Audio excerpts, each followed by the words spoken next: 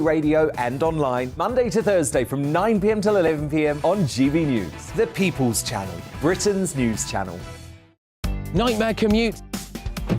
Kick it up a gear with me, Patrick Christie's, at drive time, 3 till 6 p.m, Monday to Friday on GB News Radio. You can listen online and on DAB+, on the smart speaker app, and on the GB News app.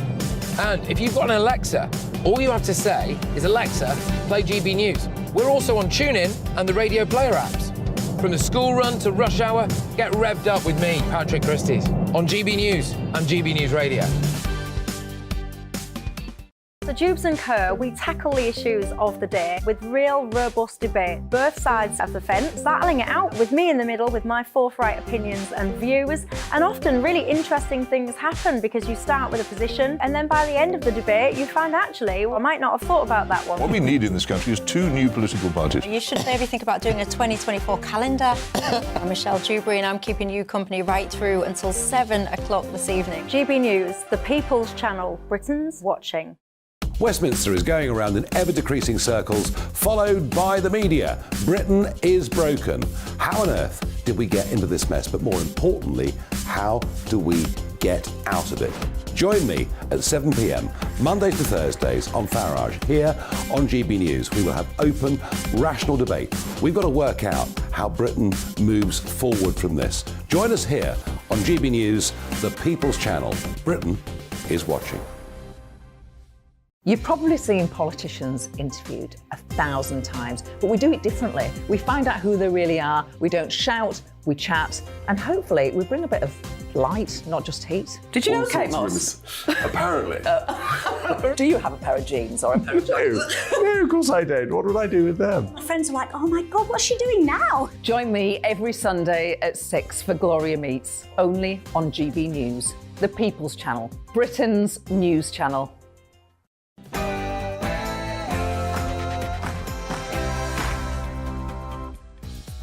It's 9:30am on Tuesday, the 20th of June. Good morning. This is To The Point on GB News with me, Andrew Pearce, and Bev Turner. Very good morning to you. So this morning, a mission to save a Titanic tourist sub continues. One of the passengers on board includes British billionaire Hamish Harding and Shahzada Dawood, a UK-based board member of the Prince's Trust charity. He also has his 19-year-old son, Suleiman, on board. It's thought that the sub has enough oxygen to last until about Thursday lunchtime. So it's an extraordinary attempt at rescuing. Now, bad news for Boris. The former Prime Minister has lost that parliamentary pass at the Palace of Westminster after MPs voted overwhelmingly that he did deliberately mislead Parliament over lockdown parties. Last night he said, you know what a cricket fan he is, there's always another innings. What does he mean by that?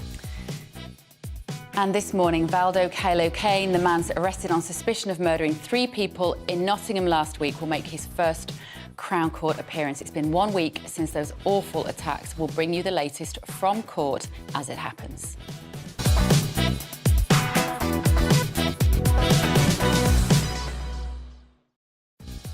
Let us know your thoughts on everything that we're discussing this morning. gbviews@gbnews.com is the email address as always. But first of all, here's your news with Tatiana Sanchez.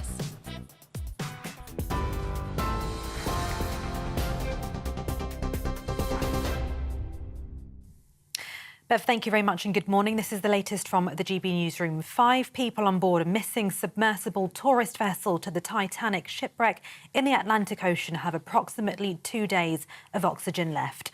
Rescue teams continue to search for a British billionaire who's believed to be on board, as well as a father and son, Shahzada Dawood and Suleiman Dawood. It's now been confirmed. Captain Hamish Harding, a pilot who owns an aviation company, wrote on social media saying he would be taking part in the dive yesterday. The Coast Guard lost contact with the vessel around 1 hour and 45 minutes into the 2-hour descent to the Titanic site. Oceanographer Dr. Simon Boxall says the situation is critical. They're in a very difficult situation here. They're sitting in 4 kilometres, 13,000 feet of water. That's the limit of the sub's capability anyway. They're in a very deep part of the ocean. They're a long way from the coast as well, so getting any sort of rescue attempt to them is going to take time. And there are very few vessels that are capable of going to those sorts of depths. MPs have voted to approve the report, which found Boris Johnson deliberately misled Parliament over lockdown parties by 354 votes to 7, with a majority of 347. The sanctions planned against Boris Johnson include banning him from having a pass to access Parliament. The Liberal Democrats have accused the Prime Minister, Rishi Sunak, of being too weak to even turn up to the vote. Over 6 million people with disabilities will receive a one-off £150 cost of living payment from today. The government says the payment is part of a £100 billion support package for vulnerable households. Those who are eligible will receive the payment automatically. Now, new research suggests taking regular daytime naps could be good for brain health. It could slow the rate at which the brain shrinks as we age, according to research carried out at UCL. The study suggests the average difference in brain volume between people programmed to be habitual nappers and those who aren't was equivalent to 2.5 to 6.5 years of ageing. And finally, Ascot racegoers are hoping the King and Queen will join them for the opening day today, which hosts some of the world's best horses and jockeys. Charles and Camilla, both fans of racing, are expected to make an appearance during the 5-day meet in Berkshire.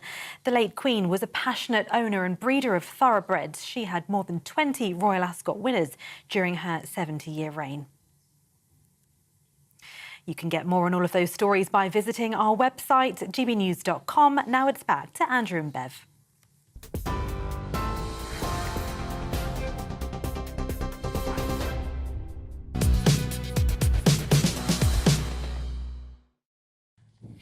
Good morning. Well, good morning to you. Yes, indeed. The search is continuing for that submersible tourist vessel en route to the Titanic shipwreck in the middle of the Atlantic Ocean.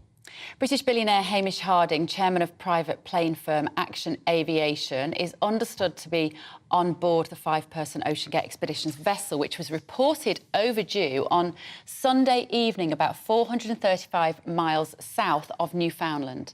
Now, during a press conference, Rear Admiral John W. Morger of the US Coast Guard said they're doing everything they can to find the submersible, but it's 2.5 miles beneath the ocean, and a traditional nuclear submarine can only go 300 metres deep. We're working very closely at this point to make sure that we're doing everything that we can do to locate the submersible and rescue those on board. The location of the search is approximately 900 miles east of Cape Cod in a water depth of roughly 13,000 feet. It is a remote area, and it is a challenge to conduct a search in that remote area. Also on board is Shahzad Dawood, who's one of the richest men in Pakistan and vice chairman of one of the largest companies in the country. Yeah, and he's got strong links with Britain because he gives money to the King's Prince's Trust. In a statement, his family thanked colleagues and friends while praying for his safe return. Well, joining us now is Julie Cook, author of The Titanic and City of Widows that it left behind. Good morning, Julie. We've spoken to you before on this show as a journalist on various topics, but I didn't know, actually, that you are interested in the Titanic, so much so that you've written a book on it. You were about to go on one of these voyages, weren't you, to see this a few years ago. Tell us about that. Yes, Bev, morning. My great-grandfather died on the Titanic, so I wrote a book about that and the widows and children left behind. And afterwards, I was contacted by an American TV company who wanted to follow the dive, one of the maiden dives of OceanGate, down to the wreck, and asked me if I'd take part and go down as a descendant of someone who died there. My great-grandfather's body would still be down there. He was a stoker who never made it back. So I accepted as a journalist and as a relative to see what was going on down there and to bring pictures back. And did you actually get to take the trip, Julie? No. What happened was it was cancelled. It was a year after the pandemic and after COVID, and a lot of red tape going on, still a lot of travel and visa problems. So it all went very far. You know, we agreed to do the documentary. We planned what was going to happen. I was told how long the dive would take, who would be involved and on board, and then it didn't actually take place. If I'm honest with you, Bev, I was secretly a bit relieved because I was very nervous about going on this dive. I'm a bit claustrophobic, and it would have taken hours to get there and back. But as a journalist, we do things, don't we, to bring things back to people. So yeah, a little bit of mixed feelings when it was cancelled. Julie, can you explain the enduring fascination about the Titanic, which sank in April 1912, 1,500 lives lost? Why are we so fascinated, and why have these people spent £200,000 for an 8-hour submersible trip? I think it's one of the greatest stories ever told, isn't it? I think there's so much to it. It's the opulence, it's the grandeur, it's how beautiful the ship was. It's the fact that it was kind of man against nature. The fact that, you know, this was an unsinkable ship, so they said. And I think also it was a kind of microcosm of society. You know, you had all the tiers on the ship. You had the first class going right down to the people who worked on it, like my great grandfather. And I think it was a real study in humanity at that time, and nothing was the same afterwards. Having heard and read about what's happening now, Julie, does that make you feel even more relieved that you didn't go on that trip? Because what I find extraordinary, there's no escape means. They are locked in. The only way they can be unlocked is by an external crew, and there's no winch or link to the surface. Yeah, I mean, massively relieved, obviously, but equally incredibly worried for the people on there. I don't know the people personally, but I have, you know, come into contact with some of the crew members and people who run OceanGate over my time in the Titanic community. People do talk to each other. So yeah, obviously huge relief, but I'm very, very worried for the people on board and their families. I'm just really praying and hoping that a miracle happens and that they get them back safely. Julie, what kind of warnings were you given in anticipation of doing this trip about how dangerous it might be? Do you think the passengers will have gone onto this vessel knowing the full extent of the risks? Yes, I mean, one of the things I looked at as a person going on this trip was, how do you get out? How can you be rescued? How can you be saved? OceanGate, they do everything they can. They're incredibly professional. They're incredibly knowledgeable. They've got the best team in the world in terms of diving and submersibles. I was told when I was looking into it, you know, they had obviously lots of oxygen for 4 days. They had a real-time health, I think it's called, way of communicating with the ship above. So with the mothership, to make sure that oxygen levels were okay, that it was descending at the right level, that everything was okay, and that you could easily come back up if necessary. I believe there was something involved that meant that it could float up if necessary, if it did get lost in any way. So, you know, I did my research and I believed it was completely safe. I was willing to take the risk, but, you know, who knows, maybe it still will be okay. Maybe they'll get back. Well, we hope so. Julie, there'd be a terrible irony if somehow this 22-foot-long submersible with 5 people involved inside has actually got tangled in the wreckage of the Titanic, claiming lives all these years later.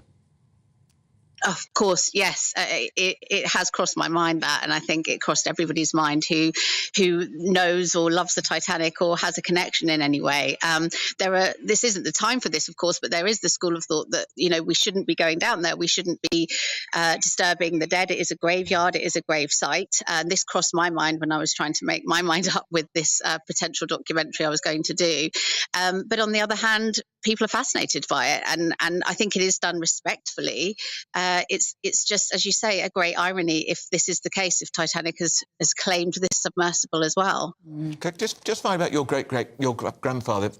What do you know about? I mean, how proud was he that he was on that ship on its maiden voyage, which was the most talked about voyage in ocean-going history at that point?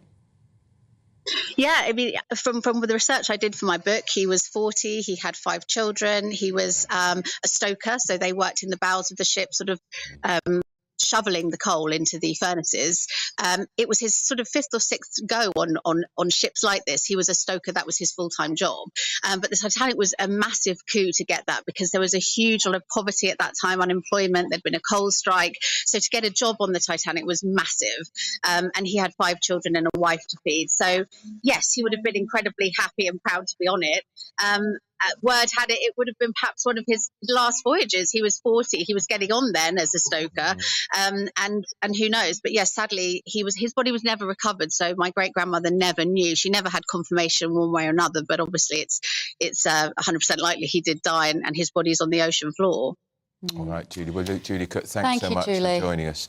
It is fascinating, isn't it, how we are so fascinated. I've been to the Titanic Museum in Belfast. It is extraordinary. Oh, have you? Really, really fascinating. And I have to say, I couldn't stand the film with Leonardo DiCaprio and terrible. Kate Winslet. But it's what they were taking a risk. No escape pod, controlled by an Xbox game controller. That's how they steer it. Yeah. Amazing. It is amazing. We're obviously keeping our fingers crossed for the crew. And we will let you know if we hear anything. As we've heard, it left on Thursday. It's on the front pages of all the papers today, particularly because of the British guy on board, Hamish Harding, and there are also 4 others visiting. Yeah. And Shahoda Dawood, he is effectively British. He went to school. He went to Buckingham University, and his own son is on board with him, aged just 19, and he's married to a British woman. So our thoughts with those families.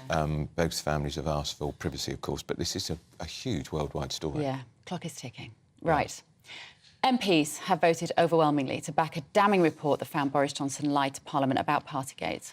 Only 7 MPs voted against the Privileges Committee's finding in a humiliating defeat, effectively, for the former Prime Minister. It means he can no longer have a parliamentary pass, which is all the former MPs are entitled to. Pathetic, in my view. So, joining us now is former advisor to Boris Johnson, Lord Jonathan Marland. Good morning, Jonathan. Good to see you. Were you surprised that the vote went in this direction about this report?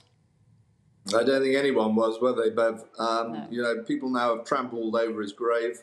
Those that want his grave trampled upon that will be satisfied, and those that don't won't be. It's very unseemly, and it doesn't hold the Conservative Party in very good light, I don't think. This party needs to show it's united coming into the next election, and this doesn't do it any favour. Should a former Prime Minister like Theresa May really have rose to her feet to put the boot in on one of her successors? Because we all know she's never forgiven him for ousting her. Yes, well, Andrew, you know as well as I do that there is bad blood between the two, and that bad blood, Theresa had this opportunity to demonstrate her ill feeling towards him, and my goodness, so she did. Jonathan, what do you think this does as a bigger picture in terms of the public perception of MPs, of politicians, of Westminster? What impression does it give to the general public? Well, I think it's a plague on your house, really. I think that, you know, there's nothing more self-important at times than an MP who feels that they've been wronged, and then quite often in their cases something comes around and bites them for their own indiscretions. It's a sort of really bizarre behaviour, and it's that people in glass houses shouldn't throw stones syndrome, but they can't resist it. And I'm sure there'll be a few more exposés yet of bad behaviour by MPs. And if you'd heard Harriet Harman speaking yesterday, I don't know if you could bear to listen to her, Jonathan. She chaired the inquiry, and of course we know what her view of this was, because she made it absolutely clear last year that in her view Boris Johnson had broken the rules, egregious breaches of the rules she described. She seemed to be more agitated in the Commons yesterday about the fact Boris had the temerity to criticise the workings of the committee, which he called a kangaroo court, because it had made its mind up. And in fact, if you look at the sentence, 40 days for so-called lying to Parliament, 50 days for criticising the committee. No, they must have loved it, that committee, when they went away and said, well, we'll really beast him now and put him out of work and not allow him back in Parliament for the rest of his life. Really brilliant stuff. They must be so pleased with themselves. I mean, it's quite amazing. And one of the things in the debate was how the Labour Party protected Blair when, in theory, he lied and lied. And of course, you know, Harriet's husband, Jack Romney, one mustn't speak ill of the dead, but he was treasurer of the Labour Party when there was the cash for peerages issue, which I was on the edge of because obviously they came to investigate the Conservative Party for it to show, to demonstrate that we hadn't done any ill behaviour. But what was amazing was he claimed he'd never knew anything about all this cash coming into the party. So, you know, these people are fools if they stand up and pontificate, because, as we've seen with Bernard Jenkin, you'll find stories that come back and bite you. And it just adds, actually, Andrew, to the whole point, your original question. I think it was you, Andrew. I'm sorry, Bev, it might have been you. But, you know, how does this reflect on MPs? And the answer is very badly. And, of course, Bernard Jenkin, who you mentioned, he was one of the Tory MPs on that committee, Jonathan, and he's now refusing to answer questions about the fact it appears he also attended a lockdown-breaking party where alcohol was served, and it was a party for his own wife, who also happens to be a member of the House of Lords. As you say, those in glass houses shouldn't throw stones, should they? That's my own view. We have a habit of in this country, and it's very unseemly. And you know, I feel Boris hasn't been cut any slack for everything that he had put up with during his time. Yes, he divides opinion, and he divides my opinion a lot of the time. But you know, he did go through horrendous time. It must have been unbelievable pressure working in Number 10 at that time. Yes, there was misbehaviour, and he was one of them. But there was misbehaviour going throughout the whole of government, and it was, after all, only them trying to solve a problem for a nation, the worst crisis the country's ever had. So I cut those who were working in Number 10 quite a lot of slack, personally. Obviously, it doesn't compensate for the horrendous times that people had losing their loved ones, and indeed the horrendous times we all had in lockdown. But, you know, I don't genuinely think they were not trying to do what was in the best interests of the country. Would you just explain what it means to have your parliamentary pass revoked like that? So if this hadn't happened, he could just rock up to Westminster and they'd go, oh, we know who you are, come on in. So he now can't do that. So if someone like you invites him for lunch, Jonathan, can he still go in to the Palace of Westminster? Well, I'm not an expert on it, but I'm assuming that I would have to ask the security to allow him to come in, and I'd have to meet him at the door and escort him into lunch. I'm not sure I'd be in a rush to do that, by the way. No, because it's humiliating, right? That's the whole point of this, isn't it? It's to humiliate Boris Johnson. In some ways, you know, I think the good thing about Boris is that he, you know, he's not someone who's easily humiliated. He'll be angry about it, but he's also not someone who bears grudges. So he'll sort of, you know, probably take it on the chin, but I don't know necessarily that he'd want to come and have lunch in the House of Lords, Bev. No, because, well, can I tell you, Jonathan, why would he? The food is terrible, as you well know. Can I ask you, ups and downs, Andrew. Yeah, I only remember the downs.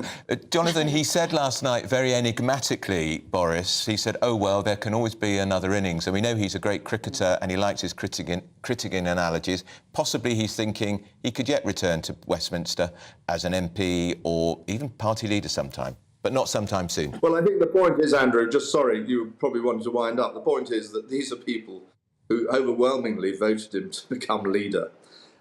You know, who turned against him, a lot of them.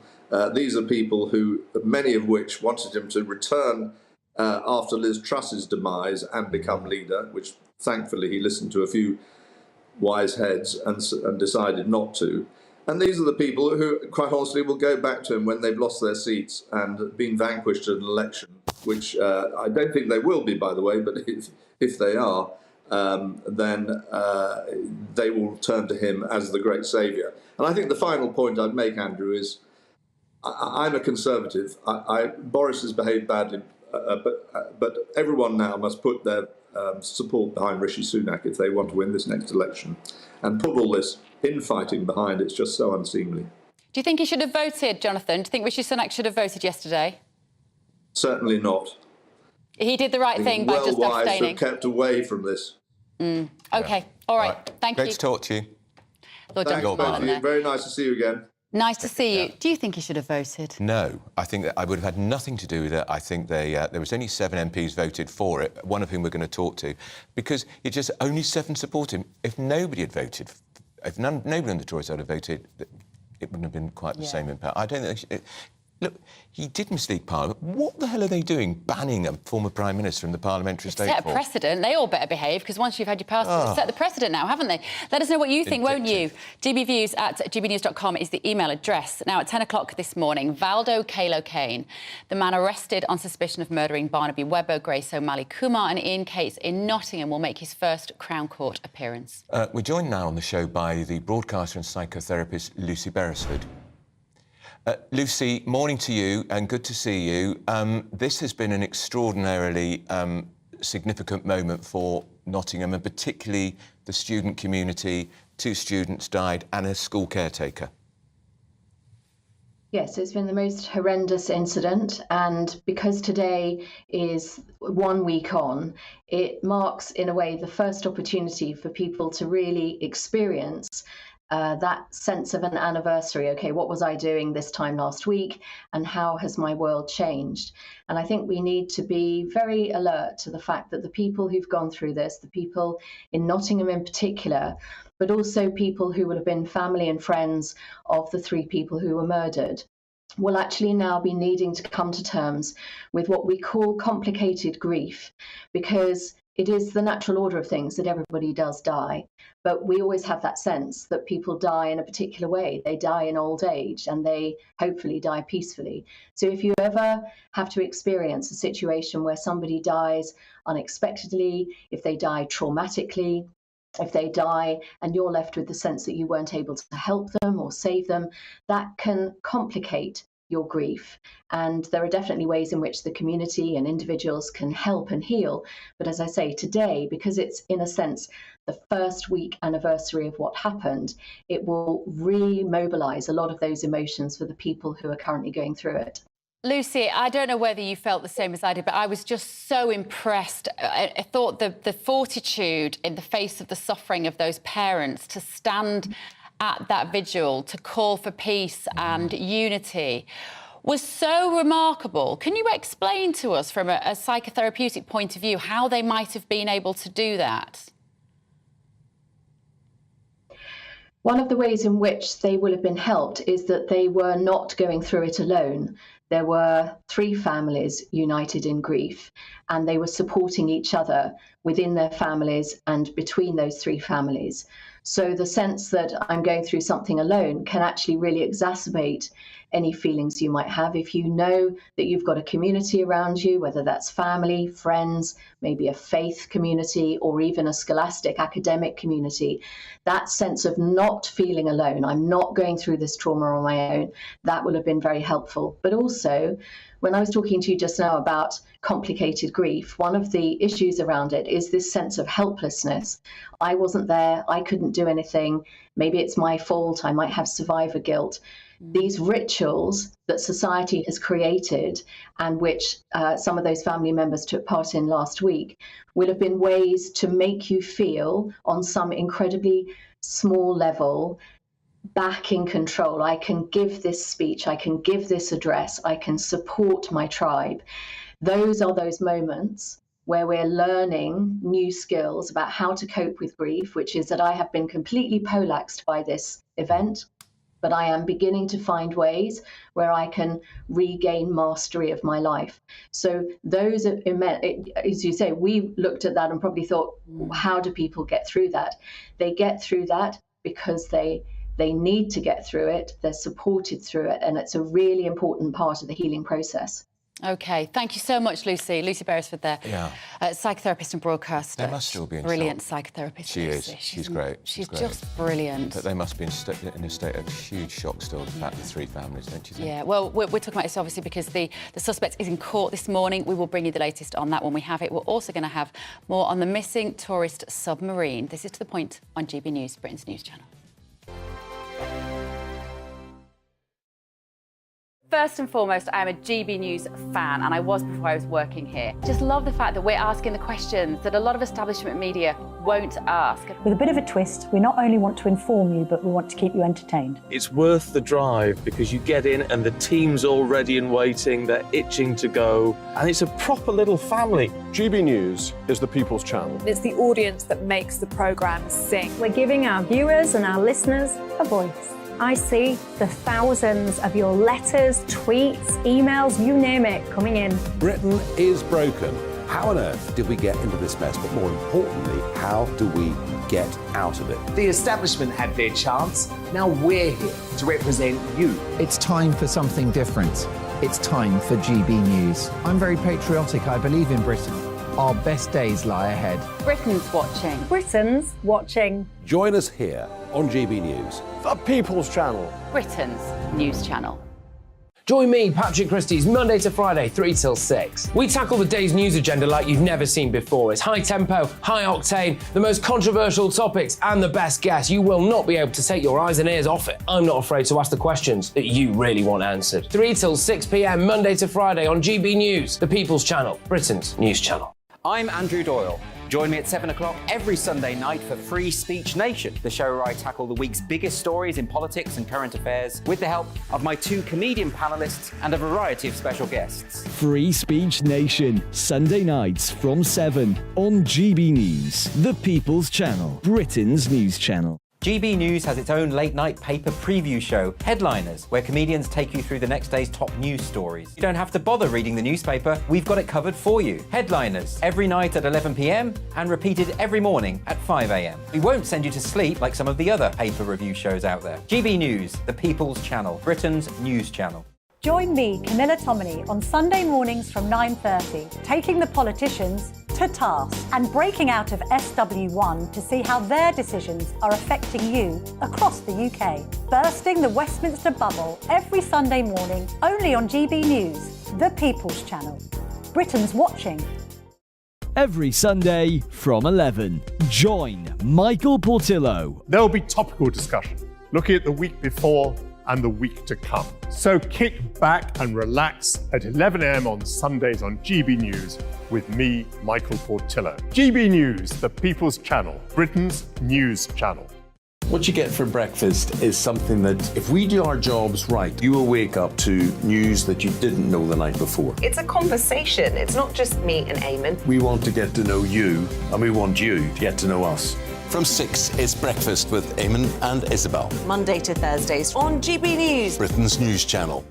Hi, I'm Dan Wootton. You can watch me live on GB News Monday to Thursday from 9 p.m. And did you know that you can also watch and listen live on our website, gbnews.com. You'll always be up to date on the latest breaking news, as well as enjoying the best stories, opinions and shows. You can even join the debate under our live player as you're watching. So head straight to gbnews.com on TV, radio and online. GB News, Britain's news channel.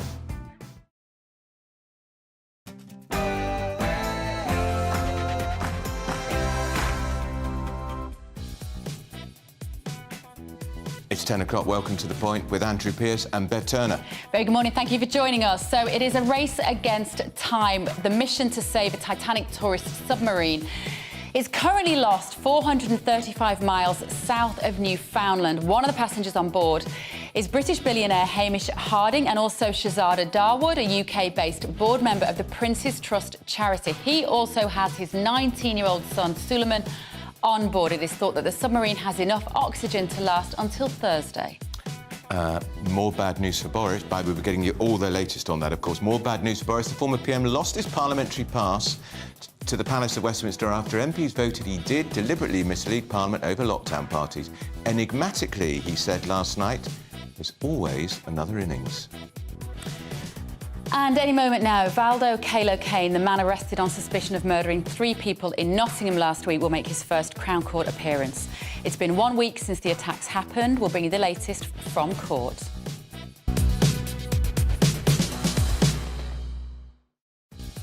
Plus, we've got Tony Buxton and Nigel Nelson coming in the studio this morning to handle some of the other big stories of the day, to debate those. But first of all, here is your news with Tatiana Sanchez.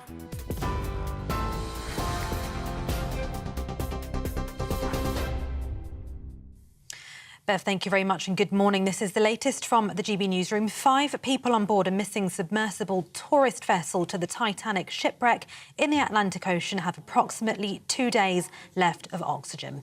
Rescue teams continue to search for a British billionaire who's believed to be on board, as well as a father and son, Shahzada Dawood and Suleiman Dawood. It's now been confirmed. Captain Hamish Harding, a pilot who owns an aviation company, wrote on social media saying he would be taking part in the dive yesterday. The Coast Guard lost contact with the vessel around 1 hour and 45 minutes into the 2-hour descent to the Titanic site. Oceanographer Dr. Simon Boxall says the situation is critical. They're in a very difficult situation here. They're sitting in 4 kilometres, 13,000 feet of water. That's the limit of the sub's capability anyway. They're in a very deep part of the ocean. They're a long way from the coast as well, so getting any sort of rescue attempt to them is going to take time. And there are very few vessels that are capable of going to those sorts of depths. MPs have voted to approve the report, which found Boris Johnson deliberately misled Parliament over lockdown parties with a majority of 347. The sanctions planned against the former Prime Minister include banning him from having a pass to access Parliament. The Liberal Democrats have accused the Prime Minister, Rishi Sunak, of being too weak to even turn up to the vote. Shadow Scotland Secretary Ian Murray agrees with the sanctions given. There's a Prime Minister during a health crisis that has never been seen before, who has been found guilty of willfully lying to Parliament and essentially sticking 2 fingers up to the public in terms of what they were sacrificing during that COVID crisis. And I think the sanction benefits the crime. And what Boris Johnson has done is what he's always done. He's ran away instead of facing the music and taking any sort of responsibility or accountability for his actions.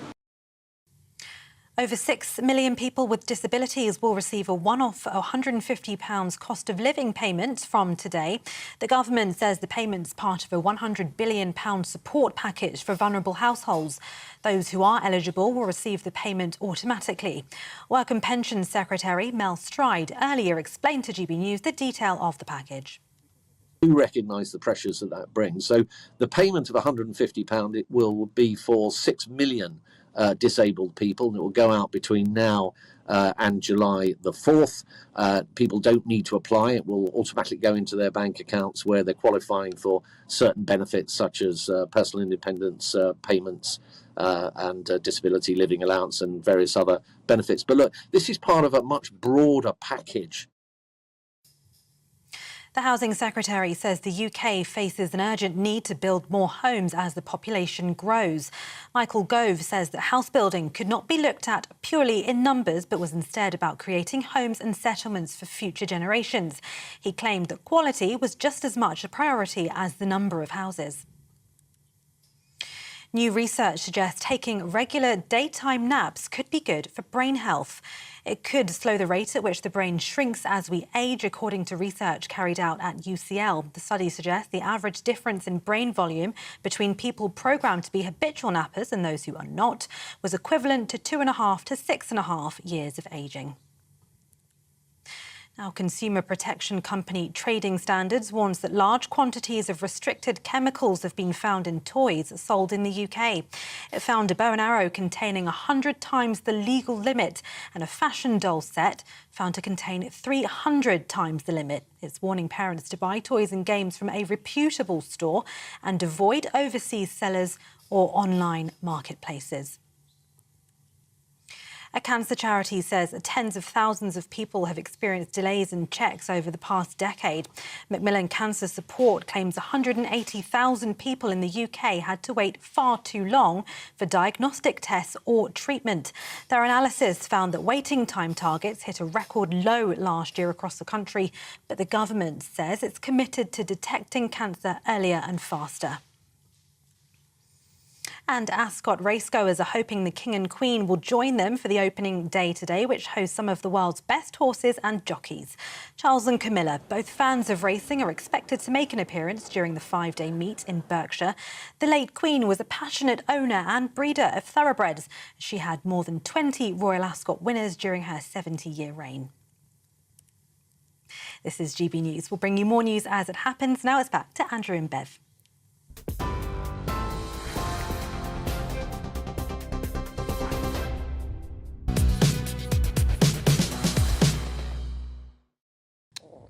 Well, the search is continuing for the Submersible tourist vessel, which was en route to the Titanic shipwreck. All contact was cut off 48 hours ago. It's in the middle of the Atlantic Ocean, 2.5 miles deep. British billionaire Hamish Harding, chairman of private plane firm Action Aviation, is understood to be aboard the 5-person OceanGate Expeditions vessel. It was reported overdue on Sunday evening, about 435 miles south of Newfoundland. And also on board is Shahada Dawood, who's one of the richest men in Pakistan, vice chairman of one of the largest companies in the country. But he's got strong links with Britain because he went to Buckingham University, and he's on board with his 19-year-old son, Suleiman. In a statement, they've thanked colleagues and friends whilst praying for the safe return. GBNews national reporter Paul Hawkins joins us in the studio now. Just for anybody tuning in who isn't aware of this story, Paul, what was the purpose of the trip and who's on it? How much does it cost? To explore the Titanic. So there are 5 people on board. It's a vessel about 22 foot long. It left on Sunday, and then about 1 hour and 45 minutes. It takes about a couple of hours to reach the wreck of the Titanic, which is about 2.4 miles down. And it sits in a trench on the bottom of the Atlantic Ocean. So it takes two hours to reach the bottom. About 1 hour and 45 minutes in, they lose all contact. And that's Sunday afternoon. It's 96 hours of oxygen. So there's about 2 days left from today. And that's why there's this huge search operation underway. What I found extraordinary, Paul, reading about it, is there was no escape means, no rescue pod, and they are literally locked in. Yeah. The only way they can be unlocked is by an external crew. That's right. And to say, now, if it is at the bottom, which is 2.4 miles down, the pressure there is about 200 times what it is in your car tyre. It's huge, and that takes very, very specialist equipment, specialist submarines to make that dive to rescue them if they are there. I mean, it is possible. I was listening to one oceanographer this morning who said it's still possible that it's floated to the surface and they simply haven't picked it up with the air reconnaissance. And they are using aeroplanes. They're using a research vessel as well. They're using sonar buoys. And the search operation is being directed. I know this is off the coast of Newfoundland, but the search operation is being coordinated actually from Boston in Massachusetts. That's where the Canadian and the US search... But somehow a vessel has got to attach a winch to this vessel and literally winch it up. Yeah, And how complicated is that going to be? Well, that's going to be incredibly complicated. If they can find it. If they can find it, and it depends on what state the submarine is in and how... Because, of course, when you're rising to the surface from that depth, you need to be very, very careful. You don't get the bends, that you get the pressure right. And so we don't know what state the submarine's in. But certainly at the moment it's missing. And as you say, the latest we have on it is the identity of that man on board, Shahzada Dawood, who, as you say, is a Pakistani businessman with very strong links to the UK, lives in the UK. He was on board the submarine with his son, Suleiman. He's a CEO at Engro Corporation. They're a petrochemicals group based in Pakistan. He's a member of the Founders Circle at the British Asian Trust. That is a kind of group of very prominent leaders from the South Asian community that work to try and better the standard of living in the South Asian diaspora. He's also a trustee at SETI, that's the Search for Extraterrestrial Life. Hamish Harding is on board. He's a supporter of the Prince's Trust as well, I think, Paul, isn't he? That's right. He's a supporter of the which is Prince Charles's pet charity. Absolutely, yeah. So he's got links to very prominent organisations. And then, of course, also on board, we've got Hamish Harding. He's a British businessman and explorer. Stockton Rush is the chief executive of OceanGate, who own the submarine. And then 73-year-old Paul-Henri Nargeolet, he's a French explorer. And he would have paid, all of them would have paid, although you would have thought perhaps not the CEO, but they would have paid about $250,000 to take this 8-day trip, not to 8 days to the bottom, but 8 days out in the ocean. And at the moment, it's an annual trip, and it's been going for 3 years. Imagine being in there, 5 men in a 22-foot vessel going 2.5 miles effectively to the bottom of the ocean. I'm wondering how often they've done this journey. Do we know how often this journey has been completed successfully, I wonder? It's twice. Only twice? Twice. So 2020 and I think it was 21 and 2022. Yeah. So it's an annual trip that they take. And I mean, the company are talking about expanding the trip. Although at the moment, one would have thought that's off the cards at the moment. But yeah, it hasn't been done many times. But up until this point, it has had a 100% success rate. Well, we've heard statements from the families, effectively thanking people for their support. It must be excruciating to have your 19-year-old son on board. And your husband. Yeah, and your husband, and the families of all the other gentlemen that are on board, and it's the not knowing. Yeah. Whenever you talk about a potential loss of life or when someone goes missing, it's the not knowing. All men. Yeah. I guess it's also the best case scenario is what? The best case scenario is, as you say, they have already emerged somewhere out in the ocean, and yet communications haven't been made to the mainland or the vessel. Yeah, and they're floating on the surface of the water. That would be the best case scenario. Yeah. The next is that they're at least alive, but they're at the bottom. Then, of course, it's a race against time. Because you've got to get that specialist equipment. There's very few submarines that can reach that depth, and you've got to get them to the site and then make the dive. And I imagine the decision not to have some form of cable on the submersible when it went down is because, of course, it could get caught up in currents if it was attached to the top. Yeah, absolutely. And the waters around there they can be choppy. At the moment, the conditions are pretty good. The visibility's low, but the search and rescue operators say that the water's pretty decent at the moment. But it's difficult. You know, it's 2.5 miles down. It's very deep. It's proving a real challenge. But this will be the deepest deep-sea rescue operation ever launched. Possibly, yeah. I'd have to check that out, but it must be one of them. It must be. And when you think it took till 1985 to find the wreckage of the Titanic, I know we're much more sophisticated with sonar equipment now, but it must be like looking for a needle in a haystack. Yeah, it is, yeah. And I wonder what the mechanism is that takes them back to the surface, whether the speculation is that whatever that mechanism is has broken, or the other idea, I believe, is that the vessel itself might have got entangled in the remains of the Titanic in some really chillingly ironic way. Possibly, but it is a huge area. We're talking about, hundreds of miles wide along this area. And, of course, where they went down wasn't exactly where the Titanic was. It was just a short distance away, and then they travelled to it. So the fact is we just don't know. Right. It was being piloted by an Xbox game controller. This is the bit that seems like extraordinary. Like a joystick. A small joystick, handheld device. Any of your kids have got these Xboxes. And the ballast was abandoned construction pipes. It feels like it's almost sort of been together. Yeah, but construction pipes are made of hardy material. They're very thick, so they can withstand that pressure. And given that I can't recall an incident like this ever happening before, it shows that they do have a pretty successful dive rate. Yeah. Well, it's worldwide interest in this, isn't there? Yeah, fingers crossed. Keep us posted, Paul. Yeah, we'll speak to Paul again in a bit. Right. MPs have voted overwhelmingly to back a damning report that found Boris Johnson lied to Parliament about Partygate. Only 7 MPs voted against the Privileges Committee's finding, which is a pretty robust defeat for the former Prime Minister. He's lost his parliamentary pass, which is given to all former MPs so they can come and go as they please. We're now joined by GB News political editor, Deputy Political Editor, Tom Harwood.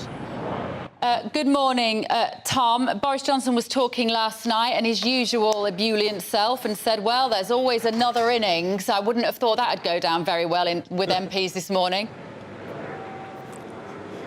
Perhaps not, no. The former Prime Minister, Boris Johnson, was speaking at the International Democrat Union Conference, which is an alliance of sort of centre-right parties around the world. Interestingly, that was a speech he wasn't paid for, given that he can fetch hundreds of thousands of pounds for speeches. It's interesting that he turned up there. But yes, he did sort of seem to hint, perhaps in the least subtle way possible, that he is thinking of a potential comeback. Of course, we have heard him talk about that before in the more vague sense of referring to Cincinnatus and the rest of it.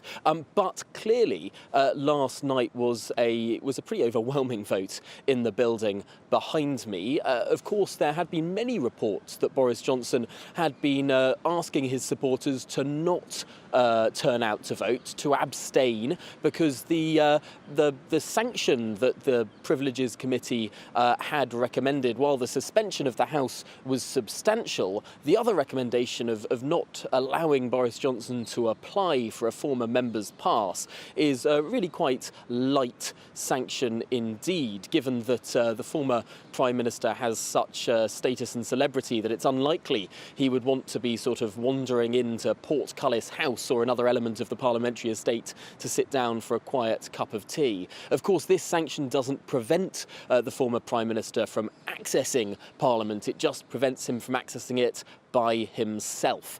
So he can still be brought in by another pass holder. So potentially it's not the biggest sanction in actuality, and more of a symbolic display of condemnation from the House. That Boris is pretty irritated that those 7 MPs actually voted against it, because it just draws attention to the fact there weren't very many on his side, because so many of his people just wanted nothing to do with this report and abstained. Absolutely. People like Jacob Rees-Mogg, who spoke in the debate, criticising the way in which the Privileges Committee was run and the partiality of the chair of that committee. He decided to not vote. Many Boris Johnson supporters decided to not vote. Over 200 Conservative MPs did not vote, including the Prime Minister. But it is interesting that a division was called. In fact, this could have gone through on a nod with no names of those who voted being recorded, but a division was forced by the Labour chief whip, Alan Campbell, and that was forced because when this was being discussed and it was going to go to that vote, potentially a nod, potentially a division, Alan Campbell, the Labour MP, shouted "No, no, no" on the side of those opposing the report, thereby forcing a division, and he ended up being a teller for the no's, despite being a Labour MP when all other Labour MPs voted aye. So that forced that division and made sure that those names would be counted as MPs filed through those division lobbies. Thank you, Tom. Thanks very much, Tom Howard, there down at Westminster. Let's now get the thoughts of political editor of HuffPost UK and friend of the show, Kevin Schofield. Good morning, Kevin. Morning. Good morning. What did you make of the vote? Not exactly a shock.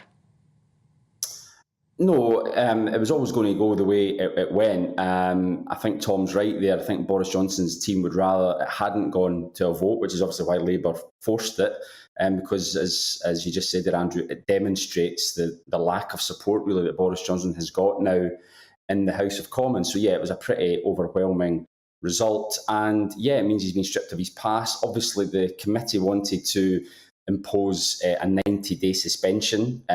Boris Johnson preempted that by quitting Parliament altogether, and it doesn't prevent him coming back at some point in the future. The committee, the committee, Harriet Harman et al., were deeply frustrated that he resigned before they could suspend him, which is why they stuck the ludicrous 50-day sentence on top of the 40-day sentence. The 50 days because he was so naughty, he criticised the workings of the committee, calling it a kangaroo court. Yeah, they were very annoyed at that. Obviously, Boris Johnson went public with his views before the report came out. He saw an advanced copy of it, hit the roof, decided he was going to quit, and gave out a very strong, lengthy statement, as you say, talking about kangaroo court.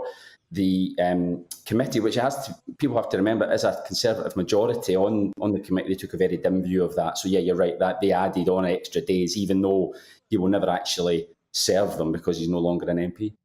Could you hear the sound of old scores being settled when Theresa May rose as former Prime Minister, effectively ousted by Boris Johnson, to put the boot in?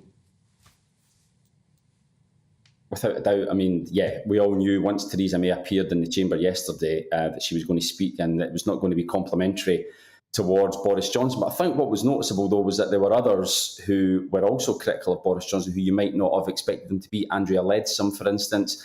Penny Mordaunt from the front bench, when she opened the debate as Commons leader, I think she went a bit further than people expected her to go. She was very uncomplimentary, shall we say, about Boris Johnson's honours list, his resignation honours list as well, made it clear that she was going to vote with the committee. Now, in the end, 8 cabinet members voted with the committee. Obviously not Rishi Sunak, which has raised a few eyebrows, and we'll be looking to find out exactly what the Prime Minister's reasoning was for that later today, hopefully, because we don't know yet. Wasn't he having a fascinating conversation with the Prime Minister of Sweden, whoever that is?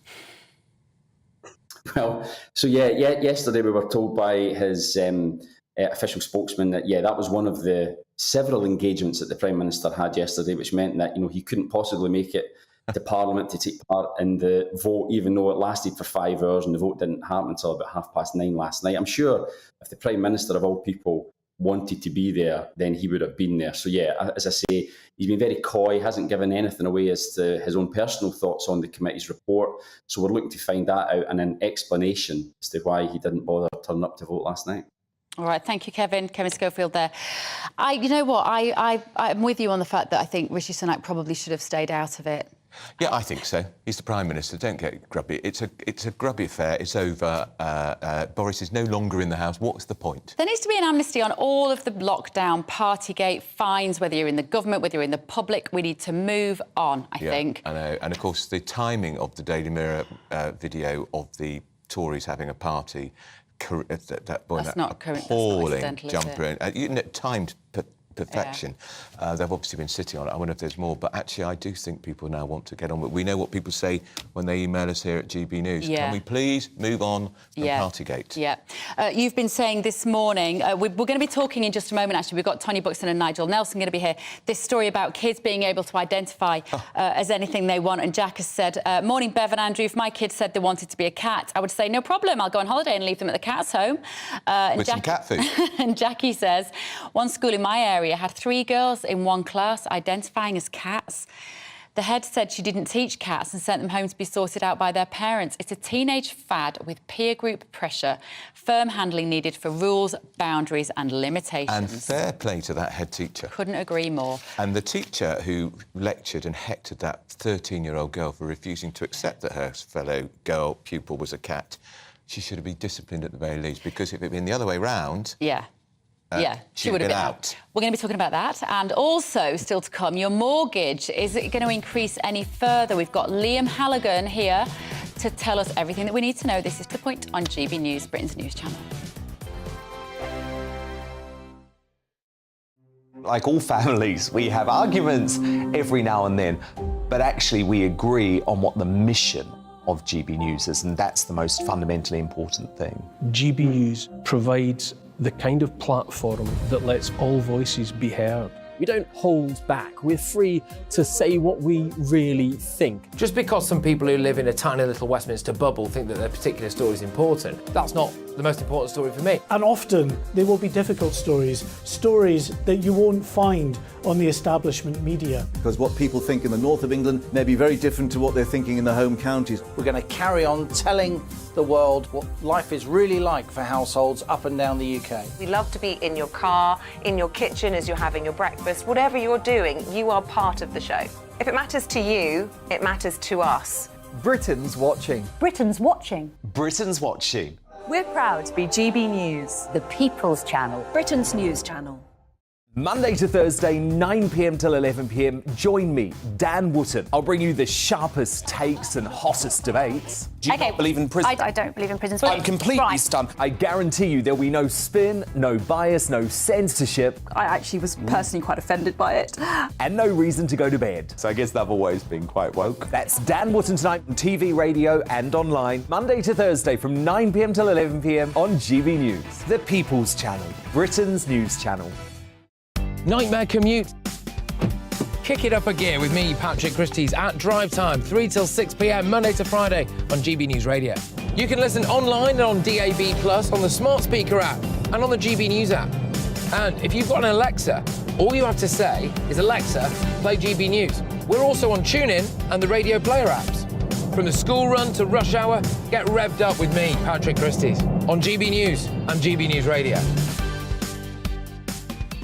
The Jubes and Kerr, we tackle the issues of the day with real, robust debate, both sides of the fence, battling it out with me in the middle with my forthright opinions and views. And often really interesting things happen because you start with a position and then by the end of the debate you find actually, well, I might not have thought about that one. What we need in this country is 2 new political parties. You should maybe think about doing a 2024 calendar. I'm Michelle Dewberry and I'm keeping you company right through until 7 o'clock this evening. GB News, the People's Channel, Britain's watching. Westminster is going around in ever-decreasing circles, followed by the media. Britain is broken. How on earth did we get into this mess? But more importantly, how do we get out of it? Join me at 7 p.m, Mondays to Thursdays on Farage, here on GB News. We will have open, rational debate. We've got to work out how Britain moves forward from this. Join us here on GB News, the People's Channel. Britain is watching. You've probably seen politicians interviewed 1,000 times, but we do it differently. We find out who they really are, we don't shout, we chat, and hopefully we bring a bit of light, not just heat. Did you know Kate Moss? Apparently. Do you have a pair of jeans or a pair of jeans? No, of course I don't. What would I do with them? My friends are like, oh my God, what's she doing now? Join me every Sunday at 6 for Gloria Meets, only on GB News, the People's Channel, Britain's news channel. Britain's news. It's 10:27. We're on To The Point with GB News with Andrew Pearce and Bev Turner, and we've got in the studio our very own business and economics editor Liam Halligan. The Cabinet talking about interest rates today, aren't they? Absolutely, and I'm sure they will be nervous ahead of tomorrow's inflation number at 7 a.m. tomorrow. Right. I'll be here in the GB News studio. That inflation number for May, it isn't an exaggeration to say, Andrew. I would say Rishi Sunak's, the trajectory of his premiership depends on that single inflation number, the consumer price index. There'll be other data around which nerds like me will be interpreting: food price inflation, core inflation, the producer price index, which points to future price rises. If that inflation number is currently 8.7 in April, 4% in the US, 6.1% in the Eurozone, if our inflation number still starts with an 8, then we're going to see a big interest rate rise from the Bank of England, possibly 0.5% up to 5% in one bound, and it will dominate Prime Minister's Questions Time. It will dominate politics for the next few weeks and months until the next inflation number comes out. And Rishi came in, he was going to sort this out. He was going to sort this out. He was going to sort this out. He made it, he made a pledge to halve inflation by the end of the year, and lots of people said, oh, that's so easy, that's going to happen anyway. It may happen, but even if it is 5% by the end of the year, that's still more than twice the Bank of England's target. Yeah. And we're not talking about price falls, Andrew, when inflation comes down. We're talking about prices going up less quickly. Yeah. So the cost of living squeeze eases, but it doesn't reverse. And for people with mortgages, Liam, there are some eye-watering figures knocking around at the moment when you talk to people. I was chatting to some people this weekend. It's like, well, it's just gone up. I've come off my fixed rate and it's quadrupled. Let's have a look at some of these numbers, because I've got some GB News graphics here, and radio listeners can bear with me. Let's have a look at these interest rate rises that we've seen. So that goes all the way back to 2017. Interest rates well below 0.5%. They stayed ultra low throughout 18, 19. Then into lockdown, they went all the way down to 0.1%. So between 2017 and 2020, you can see there rates were ultra low. And it's those 5-year, 3-year and 2-year fixes, which are now expiring. They were made during that ultra low period. From late 2021, early 2022 onwards, 12 successive interest rate rises. You see that staircase all the way up to 4.5%, and now we're expected 4.75% on Thursday, or even 5% if the Wednesday inflation number is particularly chunky. What does that then mean for mortgage rates? We can then push on to the next graphic, and you can see back in June 2021, the average 2-year fixed-rate mortgage on an average loan-to-value on the average home in the UK, 1.91%. Just to interrupt you 1 second, just to remind us, that was when there was also a stamp duty holiday. That was also when there was a stamp duty holiday. So people were overstretching themselves a little bit and getting enthusiastic about buying.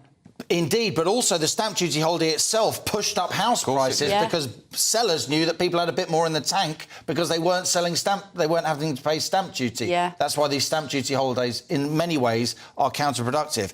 So 1.91 in June 21 there, Bev. February 2023, 5.07, the average 2-year fixed-rate mortgage. Now 6.01. These are the average numbers. So what is so you're coming off like 1 or 2 or 3% mortgage if you have a 5, 3 or 1-year fix, because the rates from 2017 to 2020, and you're going from 1, 2 or 3% to 6%. And your interest payments are doubling. And in terms of the average mortgage, what is that going to go up from and to?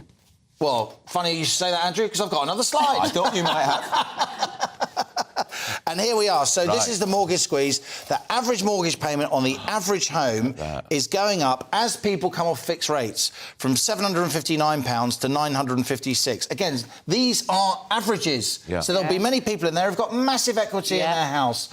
If you're at the kind of, early stages in your life, you've got maybe you've got young children, you've had to stretch yourself a bit to get a family home, your increases are going to be a lot higher. And just before the slide went off there, I added up those incremental mortgage increases per month. On average, as you come off those fixed rates, an extra £2,500 a year after tax. For anyone, that is big money. They did furlough, they did all sorts of schemes to help people during the pandemic. They're not going to help any families struggling with their mortgages or families struggling with their rent, are they? I tell you what I think is going to happen. Go on.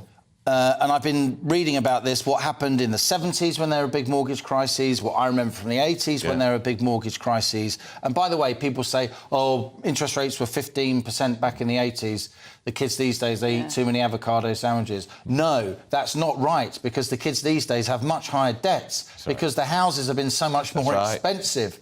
But what's happened in the past is rather than massively upping your payments each month, mortgage companies, to avoid eviction, say, I'll tell you what we'll do, Bev. You've got a 25-year mortgage. Make it a 35-year mortgage and we can keep your payments roughly where they are, OK? And then when rates come down again, we can take your mortgage back to 25 years. That's one thing that you can do. What you can also do is move from a repayment mortgage to an interest-only mortgage.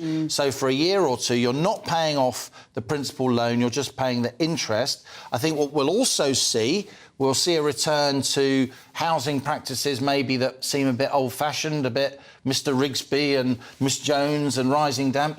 Lodgers. I think people will start taking in lodgers. What I did in the 90s. And I think if I was advising Rishi Sunak now, I guess that, that ship has sailed, his choice. If I was advising Rishi Sunak now, I'd be saying, if people take in a lodger, you don't pay tax on that. Forget about it. Just give people the incentive to take people in, earn a little bit of extra money. But look, there isn't a house price crash yet. I do think house prices will correct a bit, which younger people will be happy about. Maybe they've got a chance to get on the housing ladder. There's a fundamental lack of supply of homes in our country, so I don't see a massive reduction in house prices, but I do see a lot of pain for particularly younger couples who've taken out a mortgage, are now coming off those fixed-rate deals, having to remortgage at a much higher rate. And that pain will dominate politics for the next 2 to 3 years. It's dominating people's lives. Liam, thank you so much. Right, still to come, we're going to be joined by Ellie Costello to find out what to expect in this year's Royal Ascot horse race. That's after your morning's news with Tatiana.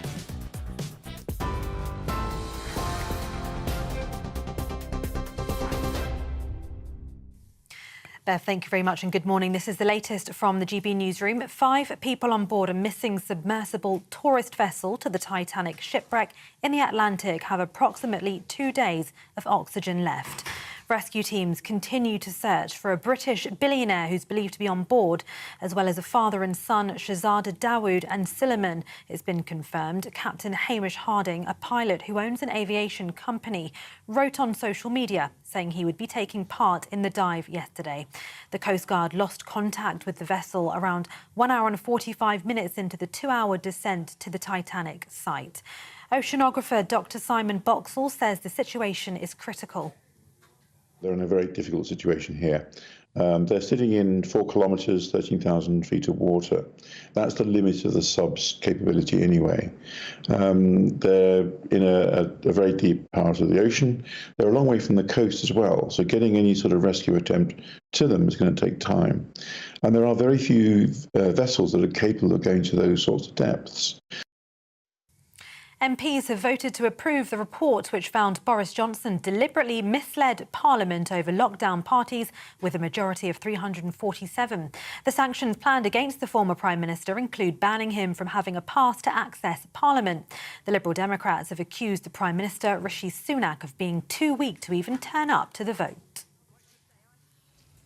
Over 6 million people with disabilities will receive a one-off cost of living payment of £150 from today. The government says the payment's part of a £100 billion support package for vulnerable households. Those who are eligible will receive the payment automatically. And food inflation has dropped to its lowest this year, but records show it's at its highest it's been in 15 years. According to research by analyst Kantar, grocery prices increased by 16.5% in the 4 weeks to June 11th, compared with the same period a year ago. Nearly 70% of households say they're extremely or very worried about rising food prices. You can get more on all of those stories by visiting our website at gbnews.com.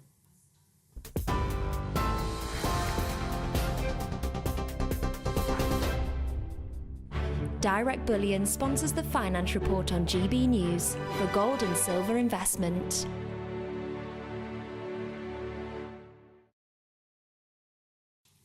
Here's a quick snapshot of today's markets. The pound will buy you $1.2778 and €1.1687. The price of gold is £1,529 and 9 pence per ounce.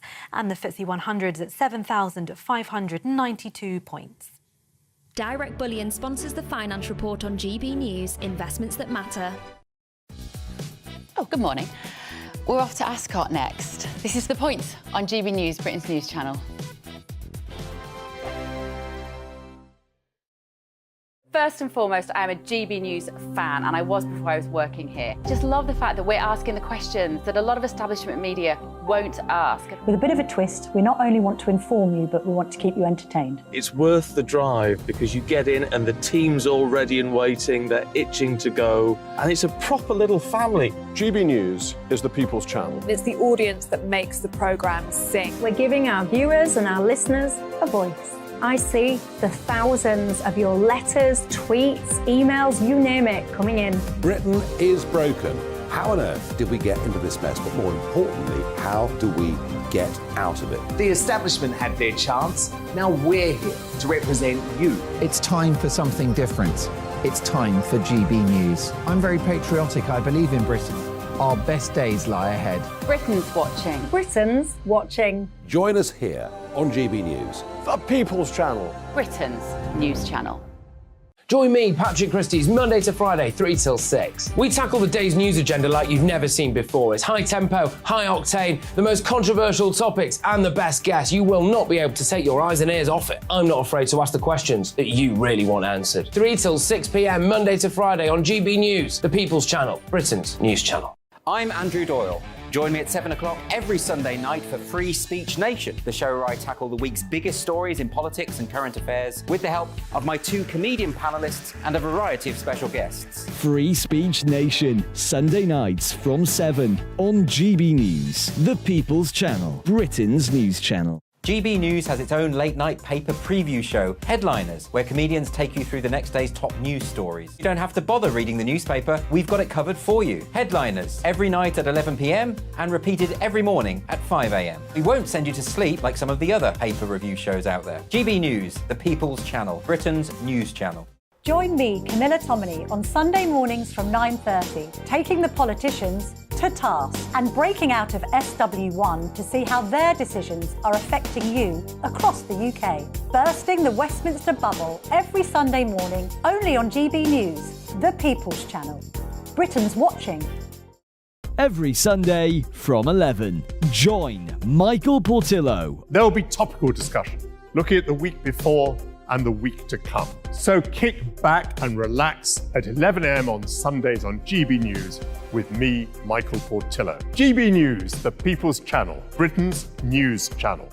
What you get for breakfast is something that, if we do our jobs right, you will wake up to news that you didn't know the night before. It's a conversation. It's not just me and Eamon. We want to get to know you, and we want you to get to know us.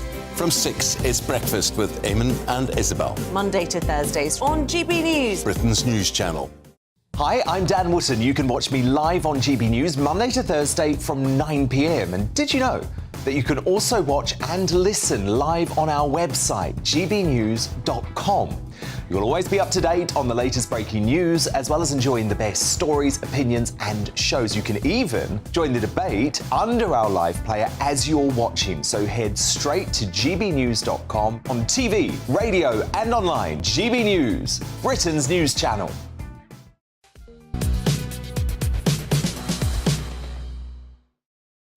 10:40 is the point on GB News with Andrew Pisson-Bertoni. We're going to be talking a lot more, of course, about this extraordinary deep-sea rescue operation for the people trying to study the Titanic. We're going to talk to Tim Martin, who's an author who's been studying the Titanic for 25 years. I have to ask him, Bev, the enduring fascination about the Titanic and the terrible irony if this submersible has somehow got caught up in the wreckage of the Titanic. They've got 48 hours more oxygen to go, but so far no sign. It's apparently the biggest deep-sea rescue operation in history. I still find it remarkable they went off without any rescue pod. Yeah. I'm fascinated by the psychology of people that want to do these sort of dangerous expeditions and what motivates them. And to take your 19-year-old son on board. Yeah. We're going to be talking about that. And we're also going to have Nigel Nelson and Tony Buxton in the studio. We've got some big stories to go through this morning, including the one about the kids that can identify as whatever they want in the classroom and everyone has to agree with them. Cats. But before the break, we were talking with Liam Halligan about the so-called economic doom loop. So we're going to speak now to Marketing Director Polly Arrowsmith, who's worked in mortgages for the Halifax. Good morning, Polly. We just wanted to put a little bit more meat on the bones of this story for people who are watching, because it's incredibly stressful when you see your mortgage payments going up and up every month. What would your advice be to people at the moment who are struggling with their mortgages? Prioritise your mortgage. And if you can refix, do that now, because I think interest rates are going to go up. And budget. I mean, you budget very, very carefully. So your priority ought to be your mortgage. In terms of other utilities, try and get a deal with utility companies if you can. See if you can get things like interest frozen. So just try and cut your costs and basically grin and bear the cost increase. How receptive are mortgage companies, in your experience, to people who are going to be getting into difficulties and have perhaps already got into difficulties? They're a lot more receptive than they used to be. So you need to be in contact with them straight away. That's the thing. That's the key thing. So they do have a level of flexibility. If you've got any mental health issues, do inform the bank. There are actual forms that you can fill in, and then you provide that to the bank itself, and try and just come to a deal. The worst thing that you can do is ignore the issue, because then the bank will just go through a normal process, and eventually they'll take the case into court, county court, and they'll get a possession order. And then, this takes maybe, and then they'll get bailiff's appointment at that point. So just be in constant communication with your bank. And I guess, Polly, banks don't actually want to have lots of repossessions, do they? They don't want to suddenly find that they are in possession of lots of houses. It's complicated for the banks. As much as we might think that's a good outcome, I don't think that is necessarily what the banks want. So they will work with people as hard as possible, won't they, to come to some sort of resolution? Yeah, yes, they will do. And there's all sorts of legal techniques that you can use, probably beyond the scope of the chat we're having now. But no, banks, it's a very last resort to repossess. So they'd rather that, you do part payments, even if it's, you can also try and negotiate from repayment mortgage to interest only. Banks are a lot more flexible than they used to be. OK, good. And that's going to be good news for a lot of people. I like Liam Halligan's idea that you extend your mortgage by 10 years. Yeah, I think they'll probably be open to that, won't they? If you're in your 20s or 30s or 40s. Yeah. Thanks, Polly. That's Marketing Director Polly Arrowsmith. Now we're going to Ascot now, because Ellie Costello's there with rather a remarkable hat. I'm glad that you think it's a remarkable hat, because Eamon Holmes was telling me earlier it looked like a load of flies around my head. He said that these look like blue bottles, so I'm glad that you think it's a nice hat. What does he know about yes, fashion, welcome. Ellie? Yeah, well, thank you. I was enjoying my hat until that, but anyway, we're at Royal Ascot here, 2023. The doors have literally just opened at 10:30, and you'll be glad to know as well the sun has come out. Let me just take you around, because it is just spectacular, isn't it? You start to see people coming in now, but this is where racing, royals and fashion, it all meets in this spectacular event for the next 5 days. And Lucia, I've got camera woman Lucia with us. Lucia, come with me. Look at this fashion procession coming through now. The women, I mean, this lady here in pink, absolutely wonderful. We've got a lady over there in blue. This lady in pink looks fantastic. I mean, that's what I'm here for. I'm here for the fashion, but many, many people here for the horses, of course, and to catch a glimpse of our royal family. And on that note, let me show you this programme, because for the first time in over 70 years, we've got a new cipher on the front of the Royal Ascot programme. Look at that. The King and Queen, that is their joint cipher on the front page. And if we take a look inside, sorry, I don't have enough hands to show you everything.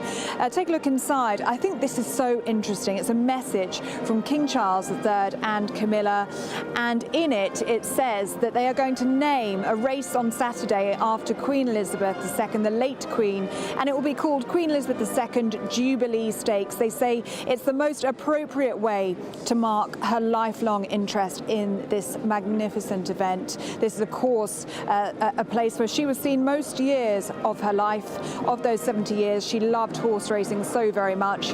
And also, they are putting their own stamp on Royal Ascot. They talk about the village enclosure here at Ascot being net carbon zero this year, and they want the racecourse to make renewed efforts to minimise waste. So you can see that King Charles and Queen Camilla, they will be putting their own stamp on Royal Ascot, which is going to be really, really interesting time to see what changes they make. And now the wind is taking my hat off. Woo!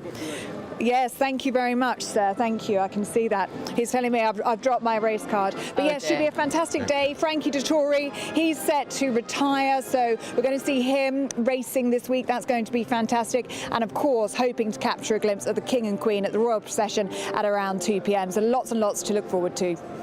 Ellie, you look absolutely beautiful. I'm so jealous that you're there having a lovely day. Thank you so much. We'll talk to you later. Have a great time. It's a fab hat. Oh, she looks amazing, doesn't she? Thinking about. Talking of beautiful women. Yeah. Tonya Buxton's with us. Bless hat. And talking of not beautiful women, Nigel Nelson, you could declare yourself as a beautiful woman these days. Yeah, I think we're coming on to that. We are in just a moment. Let's start, first of all, though, guys, talking about this story. It's the front page of the paper. We are watching the news as it comes in about the Titanic. The tourists who've gone there, Tonya, to see this boat, and the boat has gone missing. It's a very sort of it's clearly a very tense experience, isn't it, for everybody involved? It's a horrific experience, and the thing is, as a diver, I know that when it comes to diving, you are completely beholden to the equipment, and it sounds like this wasn't put together very well. It sounds like it's not been thought out. When you look at the pictures, it looks very kind of tentish and ramshackle, and to control it. And they're using construction pipes for the ballast. It doesn't feel like it's been done with any thought. And when you go down to those type of levels, the compression is incredible and unbelievable.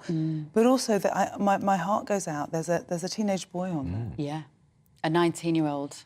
Gone on with his dad, who's a billionaire.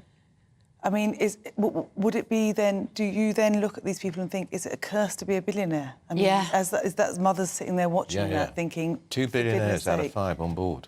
Unbelievable. Nigel, it's very difficult. I mean, obviously we want them to be rescued, but they took a huge risk. Yeah, I think that's right. I mean, and also it's very difficult to find them. They're 450 miles off the Newfoundland coast. They could be 12,000 feet down. I mean, certainly I would never go near a mini-sub. I had a very near miss with one. Right. And I wouldn't be here if things had gone wrong. But I was doing a story in the North Sea on an oil rig, and they invited me to go down to the mini-sub. At the last minute, they said, better come on the next one because it's a bit complicated. When the sub came up, the 2 divers were dead. Oh wow. So it was sort of, What had happened? Do you know? They got caught up in some cables underneath the water, and as they were being hauled up, it was the bends that got... And I suspect this submersible went down with no link, no winch to pull it up, because... Look at the depth. Because of the depth. Yes, exactly. The cables could get caught in the currents or even get caught in the Titanic. Yeah, I mean... What might have happened. Whatever it is, I mean, the fact that they were spending so much money for this kind of thrill, I mean, it's £195,000 a person to go and do the this. whole voyage was 8 hours from beginning to end. Yeah. 2 hours down, 2 hours back, and a few hours above the... Yeah, and as Tonya says, there's some question marks over whether, in fact, that the submarine was up to it. It was worthy.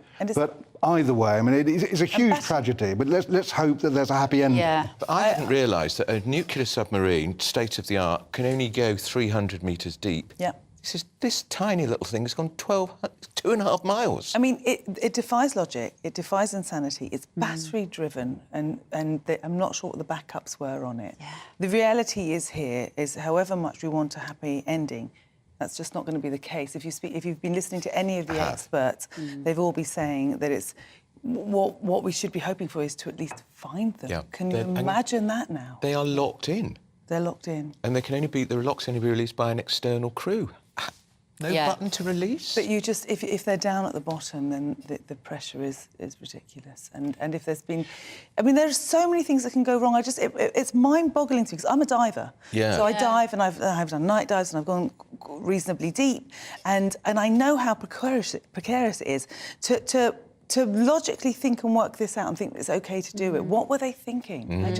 It should never have been allowed, and that company needs to be looked at very carefully. I don't think they should be allowed to do anything. Why are we so fascinated with an ocean-laden grave? This is a grave. It is, but I think the Titanic is one of those things we've always grown up with, haven't we? And the idea of being able to see it. I mean, I'm sure it would be a fantastic thrill to see the Titanic now close up, but obviously not a thrill that's worth losing your life over. I'm very happy to watch pictures. You know, if you look at this, we've got these pictures on the screen now. Yeah. I'm very happy that somebody has sent down a camera to those depths to take pictures, because I think there's a sort of voyeuristic, prurient kind of fascination we have with it, isn't it? I mean, as we heard earlier from Julie Cook, one of the journalists, her grandfather died on there, and she said, you know, this is effectively an underwater grave. Yeah, 1,500 people lost their lives, and of course it was the class thing too. You were poor, you died. Yep. And if you were upper class and rich, you had a better chance. Of succeeding. Yeah. I just don't get it.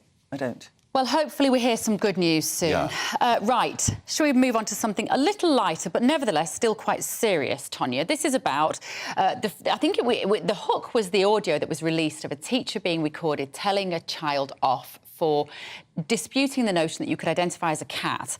And I think what chilled me about that story was she said, you can't say that in this school, and I hate shutting down this debate. So what do you do when a child in the school says, I'm a cat? Or in this case, one of them is a dinosaur, and one of them thinks they're the moon. Yes. Well, you put them in for psychological counselling. No, this is not funny. This is absolutely serious. This is... Well, I mean, if it was me, I know what I was like at school. Yeah. So if this was coming out while I was at school, oh, my goodness, and I went to a convent, I would have given the nuns a good run around, but they would have, you know, smacked me with a wooden ruler, and that would have been the end of it. Yeah. That would have been the end of it. Somebody that seriously thinks they are a cat, or identifies as a cat, or, you know, identifies as anything other than what they are, they need some psychological help. Yeah. You know, check on these kids. The ones that are taking it really seriously, check on them. Are they self-harming? Are they doing other things to themselves? This is a deeply psychological problem, and before you can just accept someone... If I come into you and I identify as someone who is, I don't know, pin-thin, I'm a size 6, so I stop eating, because that's what I want to identify as. I stop eating. Then you would say you've got anorexia, and you would get me help for it. Yeah. These children are not getting psychological help for it. Doesn't the teacher need psychological help if she's going to allow it and encourage it? No, the teacher is a disgusting bully. Yeah, and I agree with that. she needs to be put in prison. I wouldn't have her anywhere near my children. If I were in prison, I'd certainly suspend her. Absolutely suspend her. She was calling them names. She was telling them that they can't behave that way. And my goodness, if that had been my daughter, I'd be so proud of her. Yeah. She stood tall. She did. She had the argument. She discussed it very calmly and very logically. It was the teacher that was getting hysterical. Yeah, she did. Can you imagine if it had been the other way around, the teacher raging that you've got against this gender? Sacked. That's what I think. She would have been sacked. If she turned around and said, you can't have your different gender and you can't be a cat, then she would have been out, disciplinary action. How has this ideology, Nigel, become so entrenched that teachers, educated, normally empowered in a classroom, feel that they can't challenge it? Well, I think that the reason teachers have to actually address the issue is because we are all addressing the issues so often. I mean, when you hear the audio of what happened there, the teacher is certainly being overly aggressive. She is. No harm in saying to children, look, you ought to be kind to each other, whatever another child is saying. But should she say that? Should she be saying, you know, you should be kind to that child who thinks that they are the moon? Well, the next stage would be if you're having a debate, which is what they were about transgender rights. The next stage there is to go through this child who identifies as a cat and say, well, actually, no, you can't. That you can identify as a different gender. What you can't do is identify as a different species. Yeah. So there's no way that you could be a chihuahua or the other way around. A chihuahua can't be a human being. How do you know you can't? I mean, if you do agree that you can be a different gender, why can't you be a cat? Well, or a dinosaur. Or a dinosaur, or the moon. Or the moon. I identify as part of the royal family, and I would like you from now on to call me Princess Tonya. You can do that. That's okay. As long as I don't have to call you Princess Meghan. No, that's all right. You can actually be a princess. We'll do that from now on. Yeah. Yes. Okay. So I mean, I think you could have actually used this lesson to make a point about how. Transitioning from one gender to the other actually works. And that's something I think kids do need to know about now. An awful lot of kids in school are actually trans. And as far as I can see from the kids I know in such schools, it doesn't bother them at all. The only issue is sometimes changing areas, and then the school quietly sorts that out. Sadly, we've run out of time, but we're going to come back to this. We are. Right, in the next hour, thank you guys, more politics. The very latest on this Titanic submarine has gone missing. We are GB News, Britain's news channel. Like all families, we have arguments every now and then, but actually we agree on what the mission of GB News is, and that's the most fundamentally important thing. GB News provides the kind of platform that lets all voices be heard. We don't hold back. We're free to say what we really think. Just because some people who live in a tiny little Westminster bubble think that their particular story is important, that's not the most important story for me. And often there will be difficult stories that you won't find on the establishment media. Because what people think in the north of England may be very different to what they're thinking in the home counties. We're going to carry on telling the world what life is really like for households up and down the UK. We love to be in your car, in your kitchen as you're having your breakfast. Whatever you're doing, you are part of the show. If it matters to you, it matters to us. Britain's watching. Britain's watching. Britain's watching. We're proud to be GB News, The People's Channel. Britain's news channel. Monday to Thursday, 9 p.m. till 11 p.m. Join me, Dan Wootton. I'll bring you the sharpest takes and hottest debates. Do you not believe in prison? I don't believe in prison. I'm completely stunned. I guarantee you there'll be no spin, no bias, no censorship. I actually was personally quite offended by it. And no reason to go to bed. So I guess they've always been quite woke. That's Dan Wootton tonight on TV, radio and online. Monday to Thursday from 9 p.m. till 11 p.m. on GB News. The People's Channel. Britain's news channel. Nightmare commute. Kick it up a gear with me, Patrick Christie's, at drive time, 3 till 6 p.m, Monday to Friday on GB News Radio. You can listen online and on DAB+, on the smart speaker app and on the GB News app. And if you've got an Alexa, all you have to say is, Alexa, play GB News. We're also on TuneIn and the Radio Player apps. From the school run to rush hour, get revved up with me, Patrick Christie's, on GB News and GB News Radio. So Jubes and Kerr, we tackle the issues of the day with real robust debate, both sides of the fence, battling it out with me in the middle with my forthright opinions and views. And often really interesting things happen because you start with a position and then by the end of the debate you find actually, I might not have thought about that one. What we need in this country is 2 new political parties. You should maybe think about doing a 2024 calendar. I'm Michelle Dewberry and I'm keeping you company right through until 7 o'clock this evening. GB News, the People's Channel, Britain's watching. Westminster is going around in ever-decreasing circles, followed by the media. Britain is broken. How on earth did we get into this mess? But more importantly, how do we get out of it? Join me at 7 p.m, Mondays to Thursdays on Farage, here on GB News. We will have open, rational debate. We've got to work out how Britain moves forward from this. Join us here on GB News, the People's Channel. Britain is watching. You've probably seen politicians interviewed 1,000 times, but we do it differently. We find out who they really are, we don't shout, we chat, and hopefully we bring a bit of light, not just heat. Did you know, All Kate sorts Moss? of Apparently. Do you have a pair of jeans or a pair of jeans? No, of course I don't. What would I do with them? My friends are like, oh my God, what's she doing now? Join me every Sunday at 6 for Gloria Meets, only on GB News, the People's Channel, Britain's news channel.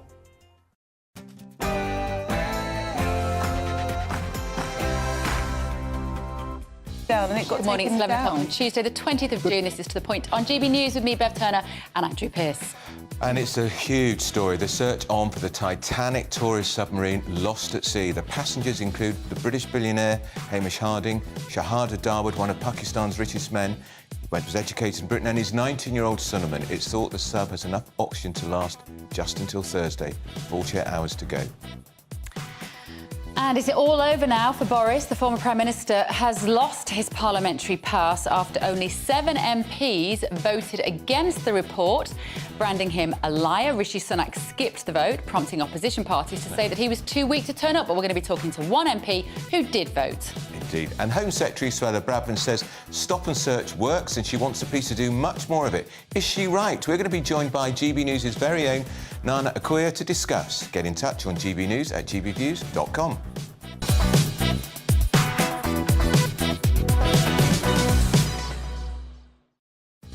Let us know your thoughts on all of our stories this morning. gbviews at gbnews.com is the email address. But first of all, here is your very latest news with Tatiana Sanchez.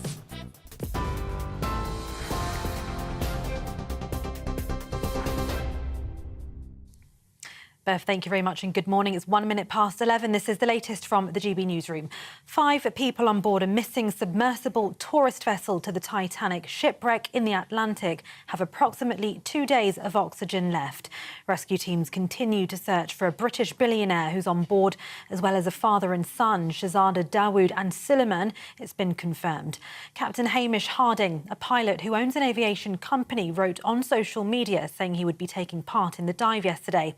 The Coast Guard lost contact with the vessel around 1 hour and 45 minutes into the 2-hour descent to the Titanic site. Oceanographer Dr. Simon Boxall says the situation is critical. They're in a very difficult situation here. They're sitting in 4 kilometres, 13,000 feet of water. That's the limit of the sub's capability anyway. They're in a very deep part of the ocean. They're a long way from the coast as well, so getting any sort of rescue attempt to them is going to take time. And there are very few vessels that are capable of going to those sorts of depths. MPs have voted to approve the report which found Boris Johnson deliberately misled Parliament over lockdown parties with a majority of 347. The sanctions planned against the former Prime Minister include banning him from having a pass to access Parliament. The Liberal Democrats have accused the Prime Minister, Rishi Sunak, of being too weak to even turn up to vote. Shadow Scotland Secretary Ian Murray agrees with the sanctions given.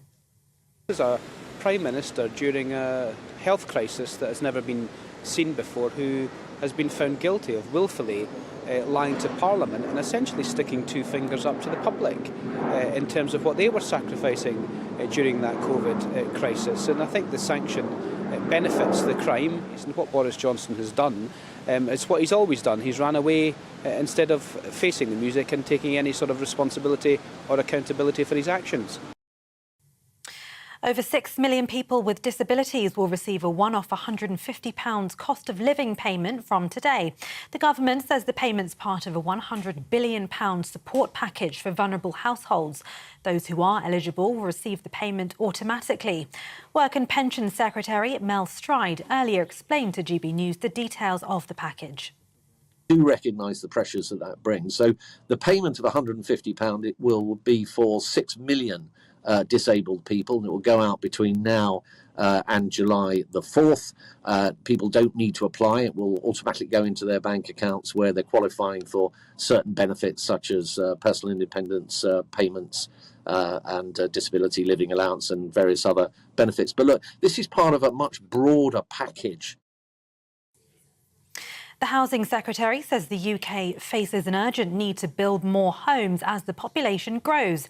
Michael Gove says that house building could not be looked at purely in numbers, but was instead about creating homes and settlements for future generations.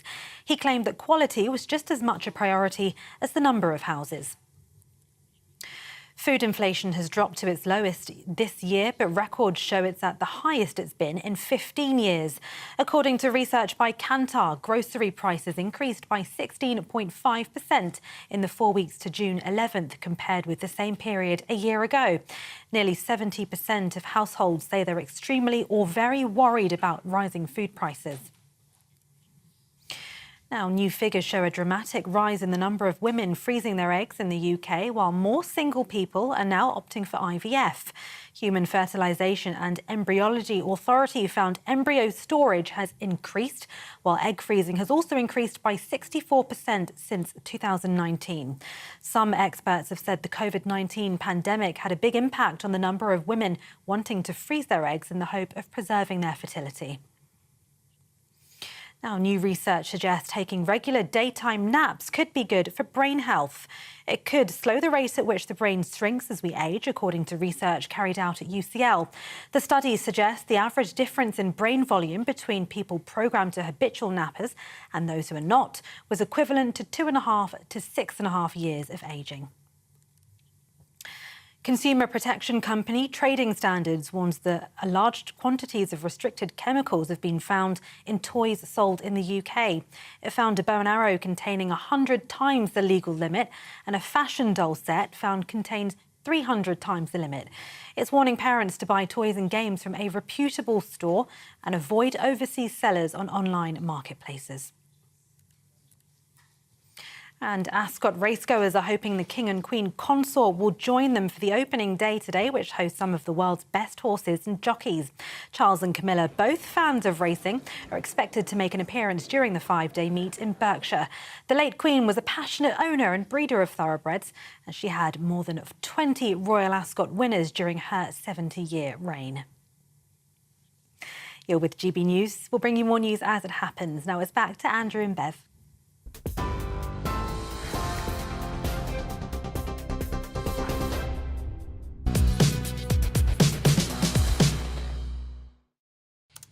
So the search continues for a submersible tourist vessel which was en route to the Titanic shipwreck in the middle of the Atlantic Ocean. The British billionaire Hamish Harding, he's chairman of the private plane firm Action Aviation, is on board the 5-person OceanGate expeditions vessel, only 22 feet long, which was reported overdue on Sunday evening, 435 miles south of Newfoundland.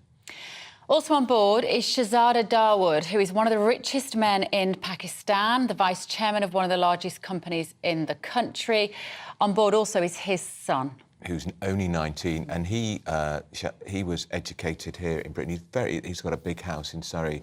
In a statement, his company and his family thanked colleagues and friends. We're all praying for his safe return, as we all are. Yeah, joining us now is Titanic author, historian and TV presenter Tim Maltin. Good morning, Tim. Thank you very much. Thank you for joining us. What is the enduring fascination with the Titanic that would encourage these men to spend such eye-watering amounts of money to go and see it in person?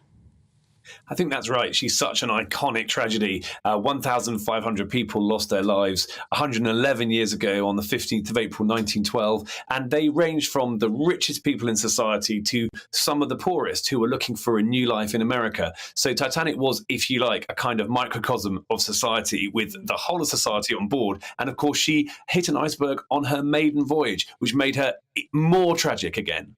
And she was the unsinkable ship, Tim, wasn't she? That's absolutely right. So I can absolutely understand people wanting to go down to get close to her. However, it is a risk. This is the latest technology, 2 miles down. It's almost like a space mission. And this technology is in its infancy. And there are not many vessels that can actually mount a rescue because not many things can go this deep. Tim, as somebody that is also fascinated by the Titanic, would you have taken an invitation to go aboard this vessel had you been presented with one? I did discuss this because the opportunity did arise, not with this company, but I did actually decide that it was safer, as I have young children and stuff, to actually view it from a distance. But I'm very sad to learn that there is a young man on board. I believe he's only about 19 years of age. So I hope and pray, as we all do, that the air lasts out. And if the sub can rise to the surface, it could be picked up by a helicopter. My fear is if it's somehow entangled in the wreck on the seabed, it's going to be almost impossible to launch a sub-to-sub transfer of the human people. It's a terrible, awful irony, Tim, if lives are lost, particularly if that submarine was somehow caught up in the wreckage of the Titanic, claiming lives 110 years later. Absolutely right. In fact, this reminds me of the media speculation at the time after the Titanic had collided with an iceberg. Everyone knew that from the radio at the time, but no one knew if everyone had been saved, if no one had been saved, or if, as in fact happened, 705 people were saved. But, you know, in the worst case scenario, it is possible that the Titanic could be claiming new victims even today.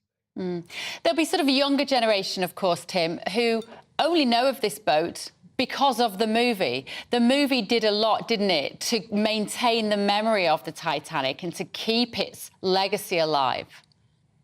It did, and fans of that movie will recall that James Cameron dived on the ship multiple times, and in fact, it starts with these submersibles going down to the wreck, and I think that sort of creates a sense of security and safety that this has been done since 1985, when Bob Ballard went down to the wreck, when he discovered the ship all those years ago. But of course, it does seem today like tragedy may have struck. What would you say to those people who say it's a bit mawkish, actually? This is a grave. There are many bodies still buried. It still went down with the Titanic. In fact, we spoke to a journalist whose great-grandfather was a stoker and lost his life on the Titanic, and his body was never recovered. What do you say to those people who say it's a bit mawkish? I know we're fascinated by it, but we don't normally do this in graveyards.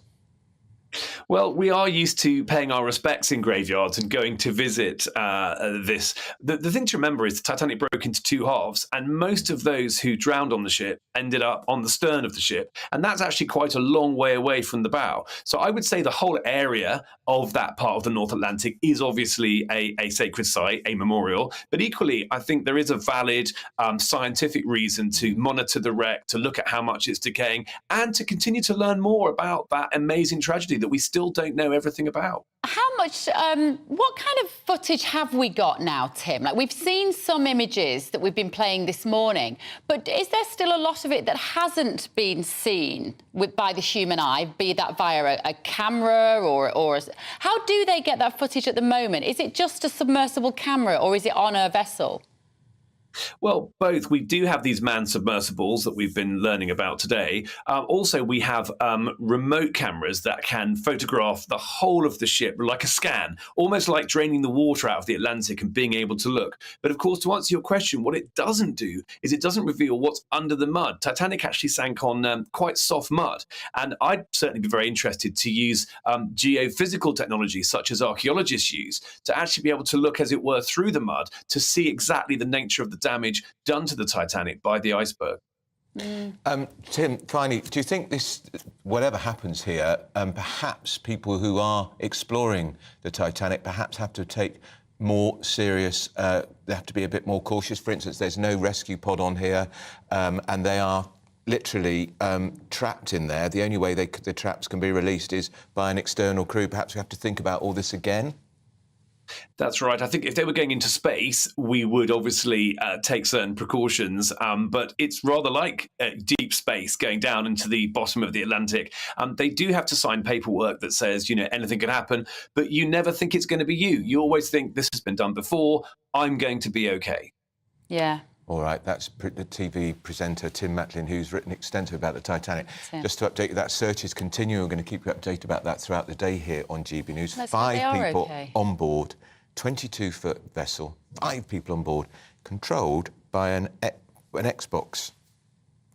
The more I've seen the pictures of this morning, the more it doesn't look terribly seaworthy. It doesn't look... Surely it must have passed particularly sophisticated. It must have done. £200,000 each to go down. There we go. We're looking at the pictures of it here. It's, as you say, it's tiny, actually. Yeah. And all it needs is one small break, a fissure in any of those seals at that sort of depth, 2.5 miles under the ocean. You are in all sorts of trouble. And you have to remember that a nuclear submarine can only be submerged 300 metres. This is 2.5 miles deep. Puts it in perspective, doesn't it? It really does. And I know we all have a different parameter of risk, and I am very risk averse. I don't ski. I don't really do anything that doesn't involve a seatbelt or driving carefully. So it's not what I would do. But I do understand how, people have a need to challenge themselves. Thrills and adventure. And, of course, Hamish, who's down there, Hamish Harding, has got 3 world records for deep-sea water exploration. This is what he likes doing. Yeah. Let us know your thoughts. Now, MPs voted overwhelmingly to back that damning Privileges Committee report that found Boris Johnson lied to Parliament recklessly about Partygate. Only 7 MPs voted against the Privileges Committee's findings in a defeat which means that the former Prime Minister's parliamentary pass will now be revoked. Well, one of those MPs who voted to support the Prime Minister is Sir Bill Cash. He's the Conservative MP for Stone, and of course he's chairman of the European Scrutiny Committee and joins us now. Sir Bill, morning to you. There wasn't many of you, you're just one of 7. Why so few? Well, a lot of people abstained, and it's quite difficult to know why they abstained, in the sense that some people may have abstained simply because they didn't want to say exactly what they were thinking at the time. Others, perhaps because it was a decision partly taken by the whips. I'm not quite sure. But the reality is that people in these circumstances have a free vote, and it's a matter of conscience. And in my opinion, also a matter of great significance of a historic nature, because this vote, without a shadow of doubt, is going to get into the history books. And not only that, it's also going to be embedded in the parliamentary Bible, Erskine May, where they're going to give this as a very important precedent. And that's one of the reasons why I'm so concerned about the actual mechanics of how the procedure operated, as I said in the debate yesterday. Thing for you, Sir Bill, about this? Was it the 90-day suspension, which to my mind was ludicrously over the top? 50 days of that because Sir Boris Johnson had the temerity to criticise the process by which the committee reached its decision. As you know, Harriet Harman, the chairman, had long made her mind up that Boris had broken the rules. Well, OK, but to me, the suspension is the consequence. And I agree with your sentiment, which is that it's over the top.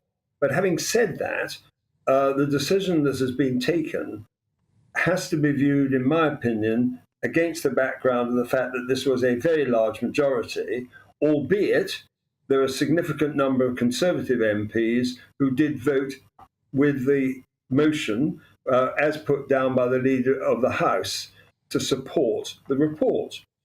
The question I raised, and I wrote an article in the Sunday Telegraph over the weekend on Sunday, and I said that I was going to vote against and set out why. And then pretty much the same wording I used in my speech.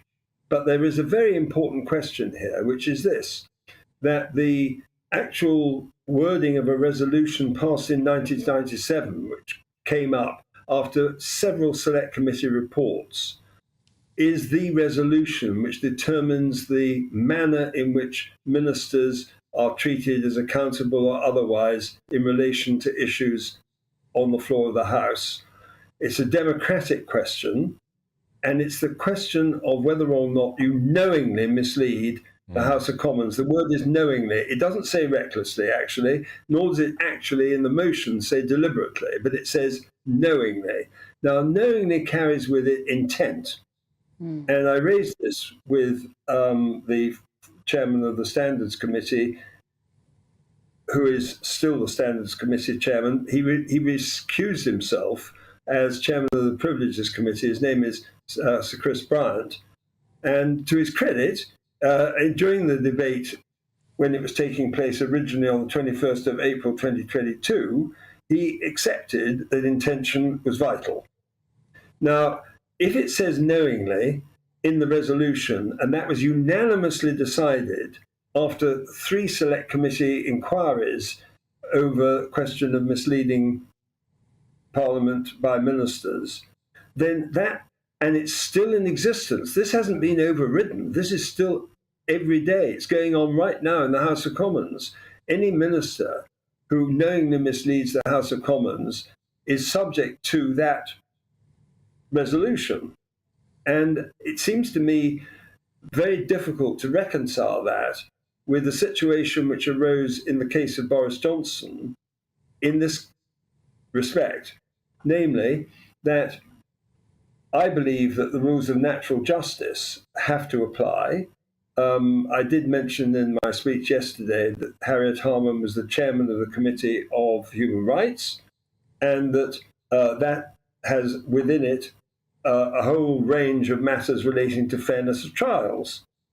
And in fact, there are a number of cases in front of the European Court right now, one of which comes out of another case of a British MP, Owen Patterson, with respect to the fairness of trials and things like that. So really, this is not only a very important issue, it's also a very topical question. And of course, she, having been chairman of that committee, would know about the rules of natural justice very well. And part of that, to my mind, includes whether or not there should be cross-examination of witnesses, the question of whether or not a person should be allowed to be heard by counsel. In other words, with the barrister, in this case, David Pannick, actually standing there and arguing the case and cross-examining the witnesses as well. Now, for reasons which I don't understand, neither of those things are allowed to take place. It would require leave of the House, but as I've said in my speech, I actually think that the committee could have recommended that.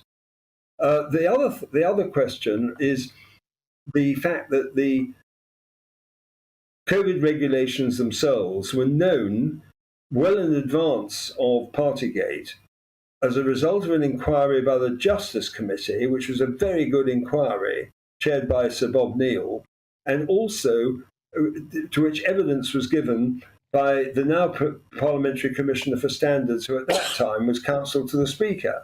And in that, a very incisive analysis about the incoherence of COVID regulations and the guidance. I won't go into the detail, but in a nutshell, he says it was almost impossible for anyone really to know what was going on in law. Now, if in fact the Prime Minister goes to the dispatch box and makes these statements of which he's accused, but even the lawyers didn't understand what was going on, I doubt whether even Keir Starmer did, to be frank. And on top of that, that the persons who gave him that advice, if they were lawyers at all, were never brought before the committee to give evidence, and they could have been cross-examined, for example, if my suggestions had been adhered to. And therefore, for all these different reasons, he quite clearly was not, in my judgment, easily or properly knowingly misleading the House of Commons. That's the main... OK, thank you, Bill. Sir Bill Cash. Tom Harwood's one of the few to vote. That's the point, isn't it? I mean, they changed the sort of what truth level they had to reach. They made it easier to find him guilty. They certainly did, although in the end it didn't really matter. No. Because they found that both, in their view, knowingly and recklessly, misled. So yes, the terms of the investigation were changed. The bar was lowered, and that raised a lot of suspicion about the motives and perhaps the predetermined outcome of the whole event. But in the end, that was sort of immaterial to that outcome because both of those two tests were met. I think perhaps the views of the chair, which had been tweeted before. I think we've got a problem with your mic commitment. You know what I was thinking, listening to Bill Cash there, Andrew, is he's really thought about this. Oh, yeah, He's really thought about this. He's a lot of compound thinking. What are the implications of this? What are the legals? What are the parliamentary? And I feel like the 300 and odd others just went, we don't like Boris, tick, we agree. Well, it was a tribal thing. I mean, the Tories who voted against him couldn't stand him, including some of the cabinet ministers, including Penny Mordaunt, the leader of the Commons, who wants to be next Tory leader. I'm not sure sticking a knife in Boris like that at the dispatch box will help her prospects as being Tory leader. We're going to go back to Tom, but still to come. Should the police ramp up stop and search to help keep weapons off the street? GB News presenter Nana Queer will give her views. You're with GB News. First and foremost, I am a GB News fan, and I was before I was working here. Just love the fact that we're asking the questions that a lot of establishment media won't ask. With a bit of a twist, we not only want to inform you, but we want to keep you entertained. It's worth the drive because you get in and the team's all ready and waiting, they're itching to go, and it's a proper little family. GB News is the People's Channel. It's the audience that makes the programme sing. We're giving our viewers and our listeners a voice. I see the thousands of your letters, tweets, emails, you name it, coming in. Britain is broken. How on earth did we get into this mess? But more importantly, how do we get out of it? The establishment had their chance. Now we're here to represent you. It's time for something different. It's time for GB News. I'm very patriotic. I believe in Britain. Our best days lie ahead. Britain's watching. Britain's watching. Join us here on GB News. The People's Channel. Britain's news channel. Join me, Patrick Christie's, Monday to Friday, 3 till 6. We tackle the day's news agenda like you've never seen before. It's high tempo, high octane, the most controversial topics, and the best guests. You will not be able to take your eyes and ears off it. I'm not afraid to ask the questions that you really want answered. 3 till 6 p.m, Monday to Friday on GB News, the People's Channel, Britain's news channel. I'm Andrew Doyle. Join me at 7 o'clock every Sunday night for Free Speech Nation, the show where I tackle the week's biggest stories in politics and current affairs with the help of my 2 comedian panellists and a variety of special guests. Free Speech Nation, Sunday nights from 7 on GB News, the People's Channel, Britain's news channel. GB News has its own late-night paper preview show, Headliners, where comedians take you through the next day's top news stories. You don't have to bother reading the newspaper, we've got it covered for you. Headliners, every night at 11 p.m, and repeated every morning at 5 a.m. We won't send you to sleep like some of the other paper review shows out there. GB News, the People's Channel, Britain's news channel. Join me, Camilla Tominey, on Sunday mornings from 9:30, taking the politicians to task and breaking out of SW1 to see how their decisions are affecting you across the UK. Bursting the Westminster bubble every Sunday morning, only on GB News, the People's Channel. Britain's watching. Every Sunday from 11, join Michael Portillo. There will be topical discussion, looking at the week before and the week to come. So kick back and relax at 11 a.m. on Sundays on GB News with me, Michael Portillo. GB News, the People's Channel, Britain's news channel. What you get for breakfast is something that, if we do our jobs right, you will wake up to news that you didn't know the night before. It's a conversation. It's not just me and Eamon. We want to get to know you, and we want you to get to know us. From 6, it's Breakfast with Eamon and Isabel. Monday to Thursdays on GB News, Britain's news channel. Hi, I'm Dan Wootton. You can watch me live on GB News Monday to Thursday from 9 p.m. And did you know that you can also watch and listen live on our website, gbnews.com? You'll always be up to date on the latest breaking news, as well as enjoying the best stories, opinions and shows. You can even join the debate under our live player as you're watching. So head straight to gbnews.com on TV, radio and online. GB News, Britain's news channel.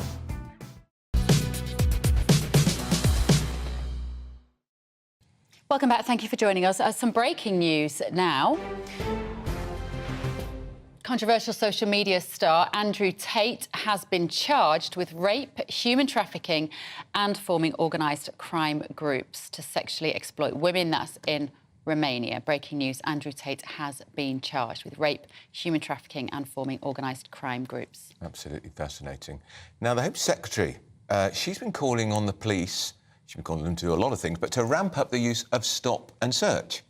But critics say that it disproportionately targets black and ethnic minority communities, and the government's own data shows that black people are 7 times more likely to be stopped compared with white people. Well, let's speak to our very own Nana Aquia, who's written very personally this in my own newspaper, today's Daily Mail. If we can see full page, Nana. I mean, you obviously were very strongly about this. The headline, I've been stopped and searched, but like many mothers of black teenagers, I know it saves lives. Yeah, Discuss.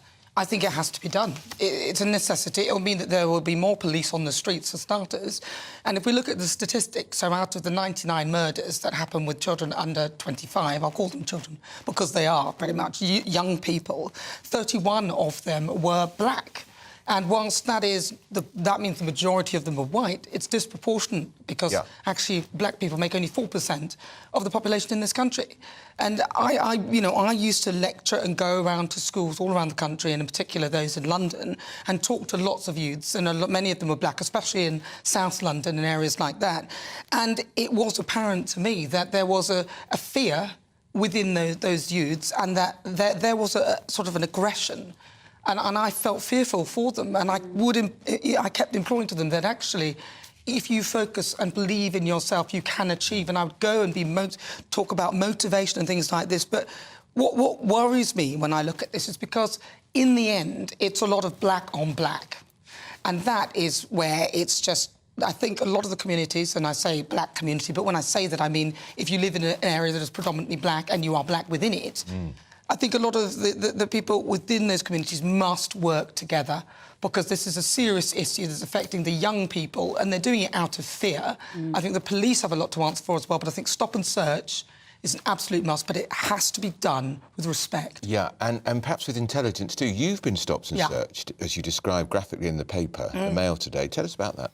Well, this was somebody I'd met actually. Well, listen, I'll start with that. But I met there used to be this place in London called the Zoo, but I don't know if you ever knew it. It was sort of in central London, Leicester Square. Oh yeah. And it was funny because you'd always say you go out there and you pick up an animal. Because I wasn't. Anyway, no. But I met this lovely guy there, and we'd been talking for a bit. And this was so he came to pick me up. It was our first date. I lived in North London, sort of area around about the sort of Crouch End area. He picked me up at an agreed location, somewhere that I knew but nearer to my home. Got in his car. We were driving along. After about, we've been driving along for maybe about a mile. The blue lights were on. I was like, what the police? And I thought, what have I got here? What's this? So I thought, is that for us? And it appeared it was. So we pulled over, and the police officer, one came out, then the other came out either side of the car, and started asking questions. And we had to get out of the car. I got out of the car. He got out of the car. And it was only as the questioning went on that I realised, because I was listening, and he was asking me about me, and then the other one asked him about, how do you know this young lady? Where is she from? What's her last name? And I thought... Hey? And it was, when someone's asking questions, and gradually the penny started to drop, I thought, they think I'm a hooker. And was your friend, was he a black guy as well? No, he was white. And the thing is, it was not an expensive car. He wasn't driving erratically. And it was just the oddest feeling when suddenly, because as they were doing it, I was being very, and I looked nice, had a little see-through number on, but but that doesn't make me a hooker. But it was just so funny in a way that they stopped, but they were polite. And I'd obliged. Because actually, only the other day, I was stopped in a chemist as I was leaving, because I bought my skincare range that I always buy. I spend quite a bit on it. And as I went out, the tag went off. And this time, the person who sort of started to reprimand me was extremely rude.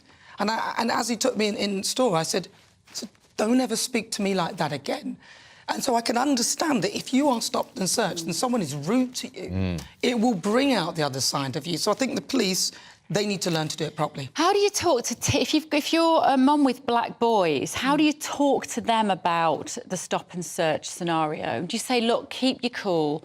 It might be that you could be the victim of this, so you need to support the police? Because that's a difficult conversation to have, isn't it? It is a difficult conversation, but I think if you bring up a child with respect, then he will behave in a respectful manner. I don't even think you would need to specifically say in that incident, but I would say have respect for the police, is what I would say. But I wouldn't terrify black boys, because I think what it is they also mistrust the police. With that conversation comes a level that they may feel they don't trust the police, and they'll be like, why are you saying that? And then they might behave in a way that would be inappropriate. Do you get a lot of abuse from people, if you want to say in the black community, for taking your stance on stop and search because you do support it so strongly? Yeah, sometimes, but I don't really care. I don't care. I know... what I know is that there's a lot of black-on-black crime. It is disproportionate. So it is a realistic supposition that the police would disproportionately stop and search black youths, especially in a predominantly black area. And I find some of these statistics quite irritating, actually, when they say, oh, you're more likely to do this if you're black, and you're... It depends where you are. It depends where the statistics as well. So I think, but it's an overall thing, isn't it? Because if there is a community, there's a white community where there is a lot of violence and knife crime, then the majority of people who stop and search will be white. And I think that's why Suella said, spread that message to 43 police districts rather than just London, because actually knife crime has exploded all over the country. Oh, it's awful. And it's not just predominantly, it's not just black people, but in London, yes, it is. OK, thank you, Nana. And if you want to read Nana's article, you can find it online, of course. And of course, she has her fabulous show on Saturday and Sunday 3 till 6. GB News, 3 till 6. I've done it many times. Right, still to come, more stories from the newspapers with Nigel Nelson and Tonya Buxton after your morning's news with Tatiana.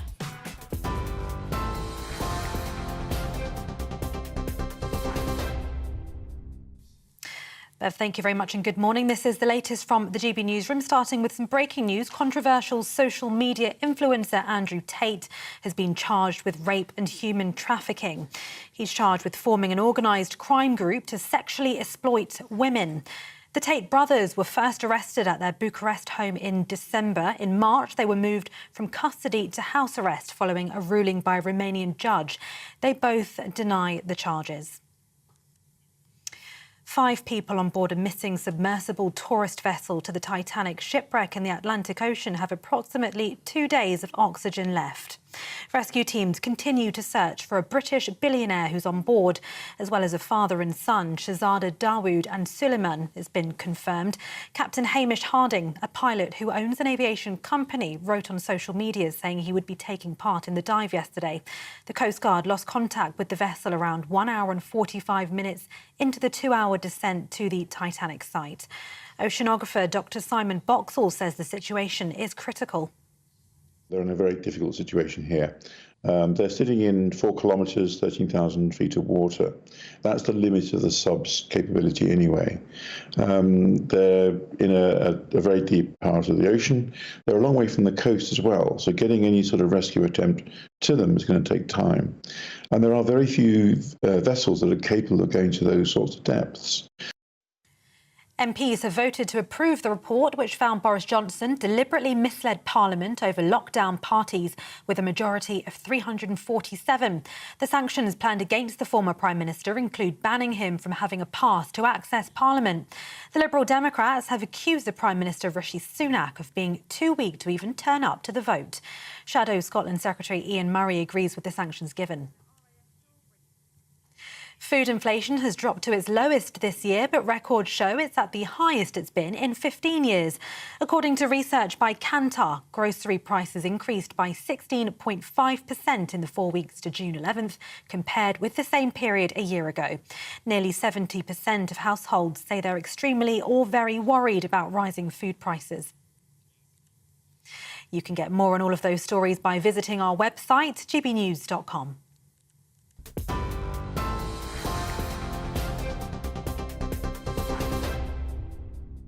Direct Bullion sponsors the Finance Report on GB News for gold and silver investment.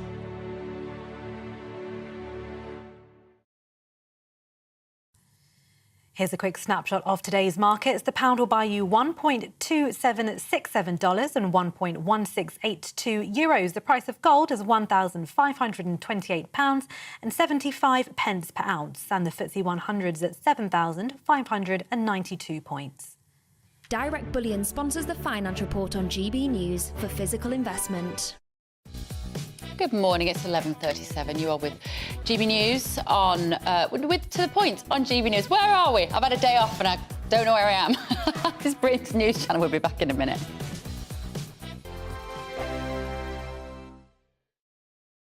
Like all families, we have arguments every now and then, but actually we agree on what the mission of GB News is, and that's the most fundamentally important thing. GB News provides the kind of platform that lets all voices be heard. We don't hold back. We're free to say what we really think. Just because some people who live in a tiny little Westminster bubble think that their particular story is important, that's not the most important story for me. And often they will be difficult stories, stories that you won't find on the establishment media. Because what people think in the north of England may be very different to what they're thinking in the home counties. We're going to carry on telling the world what life is really like for households up and down the UK. We love to be in your car, in your kitchen as you're having your breakfast. Whatever you're doing, you are part of the show. If it matters to you, it matters to us. Britain's watching. Britain's watching. Britain's watching. We're proud to be GB News, The People's Channel. Britain's news channel. Monday to Thursday, 9 p.m. till 11 p.m. Join me, Dan Wootton. I'll bring you the sharpest takes and hottest debates. Do you not believe in prison? I don't believe in prison. I'm completely stunned. I guarantee you there'll be no spin, no bias, no censorship. I actually was personally quite offended by it. And no reason to go to bed. So I guess they've always been quite woke. That's Dan Wootton tonight on TV, radio and online. Monday to Thursday from 9 p.m. till 11 p.m. on GB News. The People's Channel. Britain's news channel. Nightmare commute. Kick it up a gear with me, Patrick Christie's, at drive time, 3 till 6 p.m, Monday to Friday on GB News Radio. You can listen online and on DAB+, on the smart speaker app and on the GB News app. And if you've got an Alexa, all you have to say is, Alexa, play GB News. We're also on TuneIn and the Radio Player apps. From the school run to rush hour, get revved up with me, Patrick Christie's, on GB News and GB News Radio. The Jubes and Kerr, we tackle the issues of the day with real, robust debate, both sides of the fence, battling it out with me in the middle with my forthright opinions and views. And often really interesting things happen because you start with a position and then by the end of the debate you find actually, well, I might not have thought about that one. What we need in this country is 2 new political parties. You should maybe think about doing a 2024 calendar. I'm Michelle Dewberry and I'm keeping you company right through until 7 o'clock this evening. GB News, the People's Channel, Britain's watching. Westminster is going around in ever-decreasing circles, followed by the media. Britain is broken.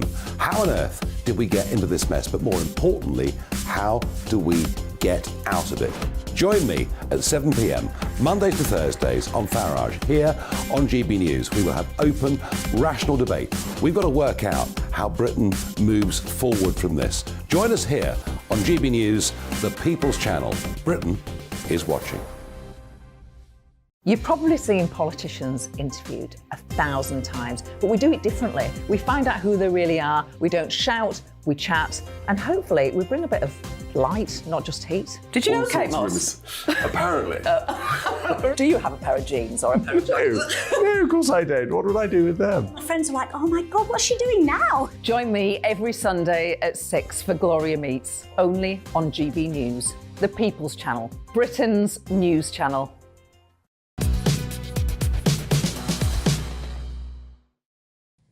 Good morning, it's 11:41. You're with To The Point on GB News. Thank you for joining us. We've got back in the studio with us today GB News senior political commentator Nigel Nelson and political commentator Tonya Buxton. I think we need to start with this big story that we're still waiting on news, the Titanic submarine tourist ship going down. You've had a little bit more time to think about it, Nigel, since it broke this morning or yesterday. What do you make of it? Well, I mean, first, it's very sad. And secondly, let's all hope that these people are found. It is a very reckless thing to go and do. That you're talking about 195 grand per person to go on it. So, you have to be very rich if you want this kind of thrill. And I can understand it must be great to be close up to the Titanic because it's something we've all grown up with, that we all know about the story. I just feel the risk is a bit too great. Yeah. And Tony, isn't it even more reckless, that risk, when you take your 19-year-old son with you? I just can't understand what they were thinking. It blows my mind. Actually, the sadness is the first wave of emotions that you have when you think about this story, and then the next one is complete anger at how stupid they were. How stupid are you to do that? And I have the fact to look at the Titanic, which is something that's sunk, you can see exactly the same images, really, from the cameras. Mm-hmm. It's not like you're seeing anything new. It's not like going up and climbing up some mountain and seeing some breathtaking beauty of nature. Yeah. It is going down into a grave. And it's just so reckless. And to take your 19-year-old child, just because you're rich enough to do it, that you can afford 2 people. So what is it? If we're talking dollars, that's $500,000 that he's spent to take both of them to their grave. I mean, and the reality of it is, I mean, I don't want to be the the first person that says it, but it's highly unlikely they're going to find them alive. But the main thing is it's highly unlikely they're ever going to find them. So never mind about alive. That capsule is tiny underneath the ocean. It's like a sprat in the ocean, isn't it? It's like a sprat in the ocean, exactly that. So they'll probably never find them, ever. It's 2.5 miles down, of course, We'll at keep you this up to boat. date on that throughout the day here on Hopefully GB there's some News. good news. Hopefully we hope. it has risen to the surface, but Miracles they've happen. lost communications. They're in the middle of nowhere. Who knows? Fingers crossed. We're hoping, trying to be optimistic. Right, talking of optimism, Tonya, should we talk about this egg freezing story in The Telegraph? And this is about women who feel that they are not ready for a baby, or that they haven't met the right man, or that they just have to delay the procedure. What's happening? Well, actually, it goes further back to that. This is another casualty of lockdown, because many women during lockdown didn't meet anybody, and they've got 2 or 3 years older, and in order to meet someone and have a relationship. So the rate of women who... It's not embryos that are being frozen, so it's not couples that are freezing. It's women, single women, who are freezing their eggs because they're just not meeting anyone. And I see this directly as a complete casualty of lockdown, because people now are staying home more, they're not going out as much. Lockdown did so much psychological damage to us. And so all these women now who were hoping to meet someone in those, if you're in your kind of mid to late 20s, you think you're going to meet someone, you're going to get married, you're going to have children. Now these women are now in their 30s and they're thinking, gosh, is this ever going to happen? It's harder and harder to meet people. And does the NHS do it for them? No, I mean... you have to pay? The only time the NHS will do it is if you're having some kind of chemotherapy or cancer treatment, or a fertility-killing treatment, then they will do that for you. It's mainly women taking the money out of their own pockets to do, and it's very, very expensive. It's expensive to harvest the eggs, it's expensive to store the eggs, and it's even more expensive than once you get the eggs implanted. I think it costs around £3,000 to harvest the eggs, and then it costs around $300 to $500 a year for storage, and then you have to go through the normal IVF treatment, which can be upwards of $10,000. It's such a depressing story for me, this, Nigel. And I think it's just... We've gone wrong with humanity. I mean, and I think Tonya's right, and it's borne out by the statistics. This has rocketed after lockdowns. But we were already on a trajectory of women feeling anxiety about parenthood and familyhood. Yeah, I think a couple of things there is one, career, and women I think are a bit more worried about taking time off, even though there are provisions for proper maternity leave and so on. They're worried about taking time off from a career. I know my own daughters were, on the basis they were looking at things like, if I didn't take the time off, this is where I might be. Yeah. Yes, I can have my old job back, but I'm missing out on the promotion. And the second thing is the price of houses now, that people can't get onto the housing ladder until their 30s or 40s.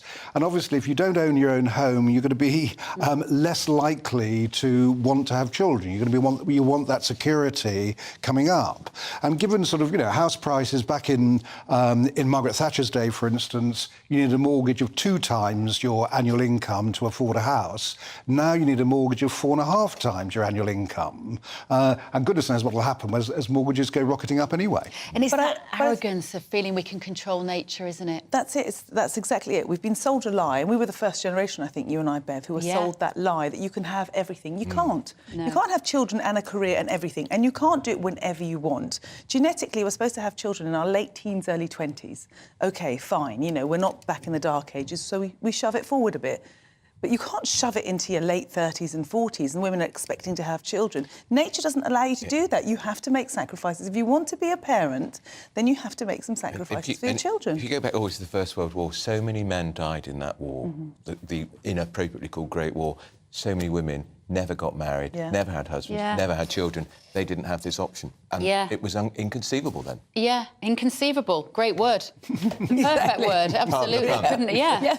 Right, let's go on to... Should we talk about... it's on the front page of the Telegraph supplement this morning about children going to school, identifying as cats, as the moon, as dinosaurs. We touched upon it earlier, but I don't think we really got there, Nigel. What should teachers do in this situation? I think that the teachers are now going to have to teach an awful lot more about the whole trans issue, largely because we keep talking about it.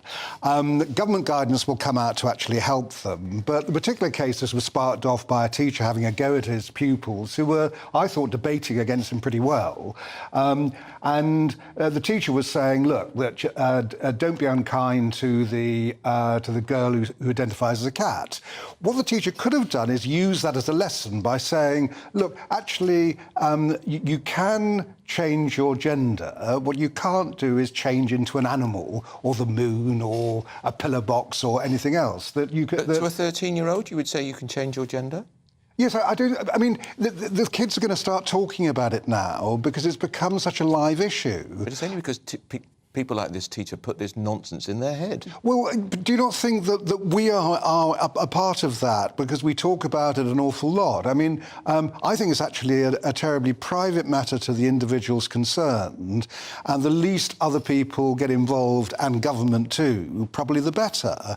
But, I mean, now we've got a situation whereby we're arguing over whether trans is actually right in the first place. Well, this is set out in law for most purposes. I know, but we've got teachers indulging what I would call this phrase recently, this ruinous empathy, this idea that you empathise so much with a child that you tell them they're always right. And in fact, it's damaging, rather than giving them a good hard dose of reality and finding out what's behind this psychological disorder that they're going to school thinking they're a cat. Yeah. What are they watching online? What is putting this into their head?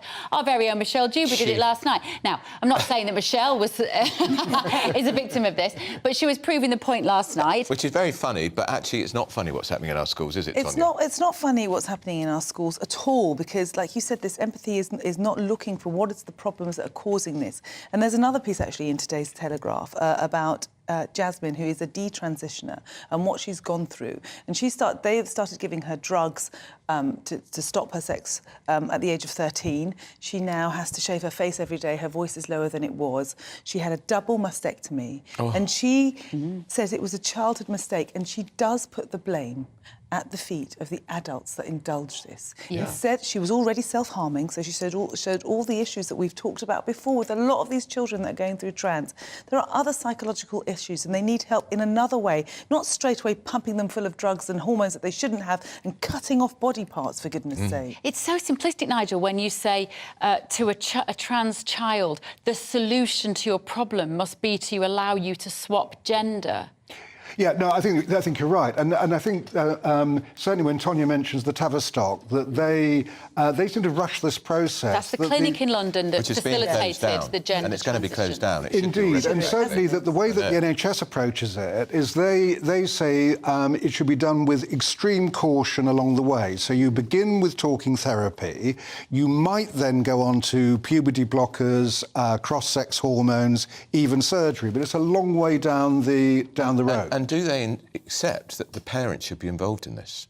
Well, it depends on what... Obviously, this depends on what stage. There shouldn't be any obvious... It should be an obvious... But at what stage? If you have a child who goes to a teacher and says, look, I'm worried about my sexuality, or I'm feeling very uncomfortable in the biological sex I was born in, if you're starting at that point, should that teacher not respect the confidence of the child? No. Definitely not. Definitely not. Tonya, you're a mum. What do you think? No, because if a child came to me and said, you know, like I said, we talked about the anorexic issue. I was a school teacher. I would absolutely have told spoken to the parents about this issue. The child needs help. It's a cry for help, and the parents need to be involved before you start giving this child room to think that it's... Because if their psychological issue is then getting pasted over with saying, right, it's trans, it will just do all the trans stuff. And the same with the talking therapy. If you end up with a trans therapist that's just going to completely say, yes, yes, yes, you're right, you're in the wrong body, that's absolutely true, instead of having someone to just maybe question why they feel this way and what's going on. A proper therapist that's why we're in would the do mess that. we're in. A proper therapist would... Trans therapists don't. Well, a proper therapist would actually allow the individual to express themselves and try and get to the bottom of what their concerns are. But we've seen this week the Prime Minister says it's enough now with these schools. They are not to allow children to change their gender in the classroom. without informing the parents. No, and that's right. But what Rishi Sunak was talking about is that if a child wants to change their pronouns or change the uniform, the parents ought to be informed. I understand that the parents ought to actually notice this along the way anyway. That part I understand. The bit that I'm arguing here is if you're putting the child's best interest first as a teacher, and the child expresses concerns that they don't want their parents to know about yet, should you not then respect that confidence? They're not in the Catholic confession box, Nigel. Well, it's until the next stage. If that child wants to move further on and really transition, then of course parents would have to be involved. It's that first stage where a child is exploring what they feel. What age would you put that on, though? What age do you think the parents would be out of that picture? I wouldn't put an age on it. I think it would depend on the individual child. I think it's probably... Oh, again, we've run out of time. Oh, they're so good, these two. Tonya and Nigel, thank you so much. It has flown by. Coming up next is GB News Live with Mark Longhurst. This is... Hello, a very good morning to you. It's Aidan McGibbon here from the Met Office with the GB News forecast. It's a wet start in the south today, not all of the south, but some areas are seeing heavy rain. That rain moves north through the morning and into the afternoon, associated with a weather system that's coming out of the continent. And some instability in the atmosphere will lead to a few rumbles of thunder, along with some very wet weather for a short space of time. But it's a short space of time. It quickly moves into the central part of the UK before arriving into northern England by the end of the morning and eventually southern Scotland. In its wake, skies do brighten in the south, but quickly further showers develop. Hit and miss downpours for western Scotland, Northern Ireland, southern